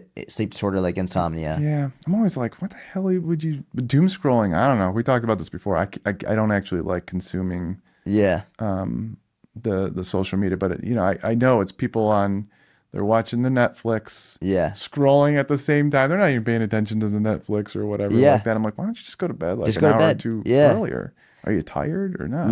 My whole thesis around this is I've never, whether it's myself or any client, I had anyone work out and say, I really wish I didn't do that. Yeah. And I've never had someone say, I didn't feel better after. And even like our workout yesterday, there's a few exercises each. Yeah. The majority of the time was us talking. Yeah. But felt better. Yeah. Got good sleep after. And I feel like people will they often, okay, it's going to have to be an hour and a half session. I'm going to have to be like doing burpees and sweat. And it's like, we did a few, I didn't even sweat. You didn't even sweat either. But it's, I think, normalizing movement on a day-to-day basis. And also I think movement is exercise. I know it's a whole obnoxious debate. Oh, movement. I think movement is exercise. Yeah. I mean, especially for the person that's sedentary, has never walked, like that's tough for people to do. Yeah. That gets me the video you posted a few months ago. The doctor was walking is not exercise. Dude, don't get and I'm me like, started. and I'm like, no. I'm like, this is a terrible message. Horrible take. And look, like at some point is walking the equivalent of zone 2, zone 3, whatever resistance training. Hopefully not cycling. after a certain while. Right. Like you need more. But in the beginning, that sure as hell is exercise. So that person that is not doing a damn thing. Yep. And it's the best that they can do. And then you start getting them going faster and longer. Yeah. So like, yeah, movement, any movement is good. If it's purposeful, especially. I think it's an interesting question, the sleep versus exercise question, because it's a false dichotomy. It is a false dichotomy. We can do both. Generally. I like to ask it, especially in this moment in the fitness industry, because sleep has become such a topic where it's like, oh my God, we need so much sleep. We need so much sleep. And I'm like, man, like I know you have patients and I have clients who like, even new parents. Yeah. That's tough. Dude, new parents, brutal. Right. Because I'll post about it and they're like, what about us? I'm like, you just got to do the best you gotta can. suck And it then, up. and at that point, you will have to then like, you just got to deal with the You just 4 gotta do hours it. of sleep or whatever It is. sucks, but does suck. there's no fucking way I'm not going to exercise when I've got a newborn. Oh yeah. No, There's no way. I doubled down. I was like, you're going to get a dad. Wait till you have kids. You're going to have a dad. But I'm like, oh, you think so? Yeah. Me fucking jacked. Yeah. Now you post shirtless pictures on your birthday every I'm year. fucking jacked. And you're still jacked and lean. Yeah. It's like, and listen, it's not to say everyone is the same at all, but you actively choose to still do it. And if you stopped, you'd feel like shit. I would feel like shit. Yeah. So what the hell's going listen, on? you don't sleep enough, you're gonna feel like shit. You don't exercise, you're gonna feel like shit. Yeah. Choose your shit. Choose your shit, bro. Yeah. I'm wanting to ask that to more people. Yeah, it's an interesting. Yeah, like you said, if I can get somebody to like, hey, let's go start walking and exercise, and yeah, I think they can chew gum and whatever at the same time, talking to telephone at the same time, walk and chew gum, whatever you want to say. You're doom scrolling at night. Let's cut that out if you can. Okay, yeah, and most people can work on a couple things, but yeah, if you had to choose one, it's actually an interesting thing. And if they had insomnia or whatever, probably would be like, let's just focus on the exercise first. You're not sleeping anyway. Yeah, you're not even doing it. Why get up? Might as well. All right, I have a couple more questions. I want to ask one about how you plan to instill good nutrition and exercise habits with your children. Yeah, the being a good example. It's the only like these kids will just demand whatever, but like in the end, you make the food that you're making. If you don't want it, you're gonna be hungry. You're gonna be hungry. Now, sometimes my oldest daughter, she is extremely picky. She used to love shawarma chicken. Now she doesn't like it. What the hell? I thought everybody liked shawarma chicken. What are you doing? But no, she won't eat the chicken. She loves a good T-bone though, which is funny. Oh, interesting. Loves T-bone. I'm just like, I should just get T-bones all the time. Whatever. But in those cases, like when she doesn't eat, I'm like, I hate like not letting her eat. So I'm like, all right, here's an apple. Yeah, of Like course. stuff, Yeah, yeah. stuff like that. But being a good example. So again, it's easier said than done. And I have the means to be able to do this. But my kids, my boy is always like, look, Daddy, I'm strong. And I do pull-ups with you. Let me do the squats and stuff. And they want to exercise. They want to move. They just see me doing it all the time. They just think it's normal. Yeah. I thought the same thing when I was younger. My dad was always lifting weights. My brother's lifting weights. I'm like, this is kind of normal. My brother looks like He-Man. I guess we got to look like He-Man. I don't know. Our favorite cartoon character is He-Man. I guess we got to be like that. I don't know. Of course, that sets, certain expectations and whatever, but like they just kind of normalize healthy behavior. That gets into the nature versus nurture of Yeah. what's going on because people like, it's all your genetics. I'm like, well, the genetics maybe initiated it, but like if you grow up in a family that does those things, it's kind of ingrained in you at a 100%. young age. And it's hard to tease out the differences. And some people use food as coping when they had adverse childhood events, all sorts of stuff like that. But the setting an example and just doing your best, and not everybody's going to be perfect. Sometimes you just got to go, I got to get the pizza and whatever like that because you're tired and because you're doom scrolling all night. Yeah. But yeah, I think being an example, that's the only thing I can think of because we talked about this before, but kids are probably the most stressful thing that I've dealt with. Yeah. And I've dealt with very stressful things, but they were all within my control. Kids, they're humans. They don't, Yeah. you can't control them. They're wild. You can try to like facilitate and whatever, but they're wild. And so it can be very stressful. So you just like, you can't force them to, if they don't want to do it, I'm not eating that. You can't shove in a spoon in their face. It's like, they don't want it. It's like, and you don't want to cause food issues later on in life. So you're like, okay, all right, this is what you have, whatever. So doing your best. And I think showing an example and just showing what you would do. If, people that grow up in families that have unfortunately poor habits and they get into those habits young, it's hard to break those habits. I'm certainly no parenting expert. My kids are super young, so I have a lot to learn. What I do think is really interesting is my toddler, we go on family walks all the time. Yeah. We call them family walks. Yeah, I love them. And Shell every day, she'll be like, let's go for a family walk. Oh, that's great. Which for me is great, not only because of the walking, but I'm from a behavioral perspective, I'm really interested in nostalgia. Yeah. I think nostalgia is arguably like the strongest and most powerful emotion that we have. Yeah. And so for your kids, for example, to remember, like associate working out with dad. Yeah. It sounds like you do that with your dad. Yeah. Like you associate working out with, like when I was a kid, I saw my dad working out. Yeah. I feel like when you can create nostalgia around a healthy habit, it's a really wonderful gift that you could give your kids. It is.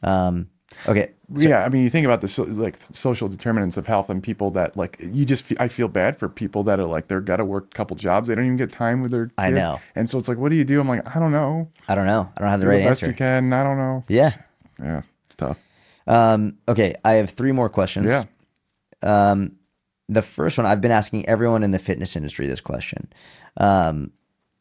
Looking back in your career, and when I say career, I mean like in terms of your workout career, like when you've been training, what was the favorite time in your life of your own workouts? Like when you look back and like, oh, this is my favorite time in the gym. What was that time period for you? College for sure. For wrestling? Not for wrestling, but I mean it was for wrestling to get better at wrestling and football and stuff. But I was huge, strong, and just like, and I would go into the China buffet afterwards with my brother, and we would be like, "Oh, it's chest day. We're gonna go fill this glycogen up with rice and fucking swollen." Loved it. Just broing out, just working out, just high volume, recovering quickly. Now I'm like a fucking shell of a human trying to do my workouts, and the next day I'm like, wow, I'm so sore than I would be 20 years ago or whatever it was. By far, college, I could work out, recover quickly, and go work out again and eat and just like live it up. No, I still have bro workouts, but I'm like, don't recover like I used to. Yeah. And I'm like, what the fuck? This is terrible. Yeah. But I still, still enjoyable, but not like it was. The intensity that you could bring every day and recover super fast was And just like, really fun. I'd get really, and I was really strong. And now I'm just like basically trying to hold on to what I got. Yeah. But, it was, chasing that goal of getting stronger. And now it's like, I'm not going to do a power. I don't want to tear something. I don't want to No. do a powerlifting something or other. That would Yeah. be terrible. Then I wouldn't be able to hang out with my kids. So, that was Yeah. college by far. That makes sense. All right, 2 more questions. Mm-hmm. Number 1, what are you scared of? Scared of, it sounds terrible. Probably death, just Doesn't sound terrible. no, Sounds but I pretty mean, normal. like it's, What I'm about like, death scares you? I want to make sure that I can see my daughters get married, my son get married. I want to see what they accomplish in life. Yeah. That's probably, yeah. So I'm like, I got a colonoscopy early. I'm like very preventive. Like I gotta make sure I'm around for these little bastards, Yeah. Yeah. So that's my thing. What are you excited about? Yeah. For me right now, my business and accomplishing that is very exciting. Because I've been close so many times with certain business things, and like now that I can't wrestle and compete anymore, this is like my way of like competing, and it's Yeah. with myself. It's all talk about control. It's in my control, Yeah. and I truly believe that. So it's exciting to see. Everything else in my life is going really well with family and stuff. So just from a personal aspect of development, it's business. Where can people find you? Instagram, Dr. Spencer, or Dr. Nadolsky, at Dr. Nadolsky. You can see my clinic, joinvineyard.com. Podcast with my brother. We actually want you on Docs Who Lift. Funny story. I was like, what should I call my podcast? You just like, call it whatever you want. People are going to listen. I'm like, I'm going to call it Docs Who Lift. You're like, that's great. People listen, including big pharma executives and things like that. So Docs Who Lift podcast. And then I'm on TikTok, but I don't really do much there other than post, answer questions once in a while. Twitter, X, and Facebook. Thank you for coming on, brother. Yeah, thanks, man. Thank you, everyone, for listening. I hope you enjoyed the episode. If you did, please leave a 5-star review on iTunes, Spotify. Give it a thumbs up if you're watching on YouTube. Let me know what you think about the episode. Leave a comment wherever you're watching. Thank you so much. Have a wonderful day. I'll talk to you soon.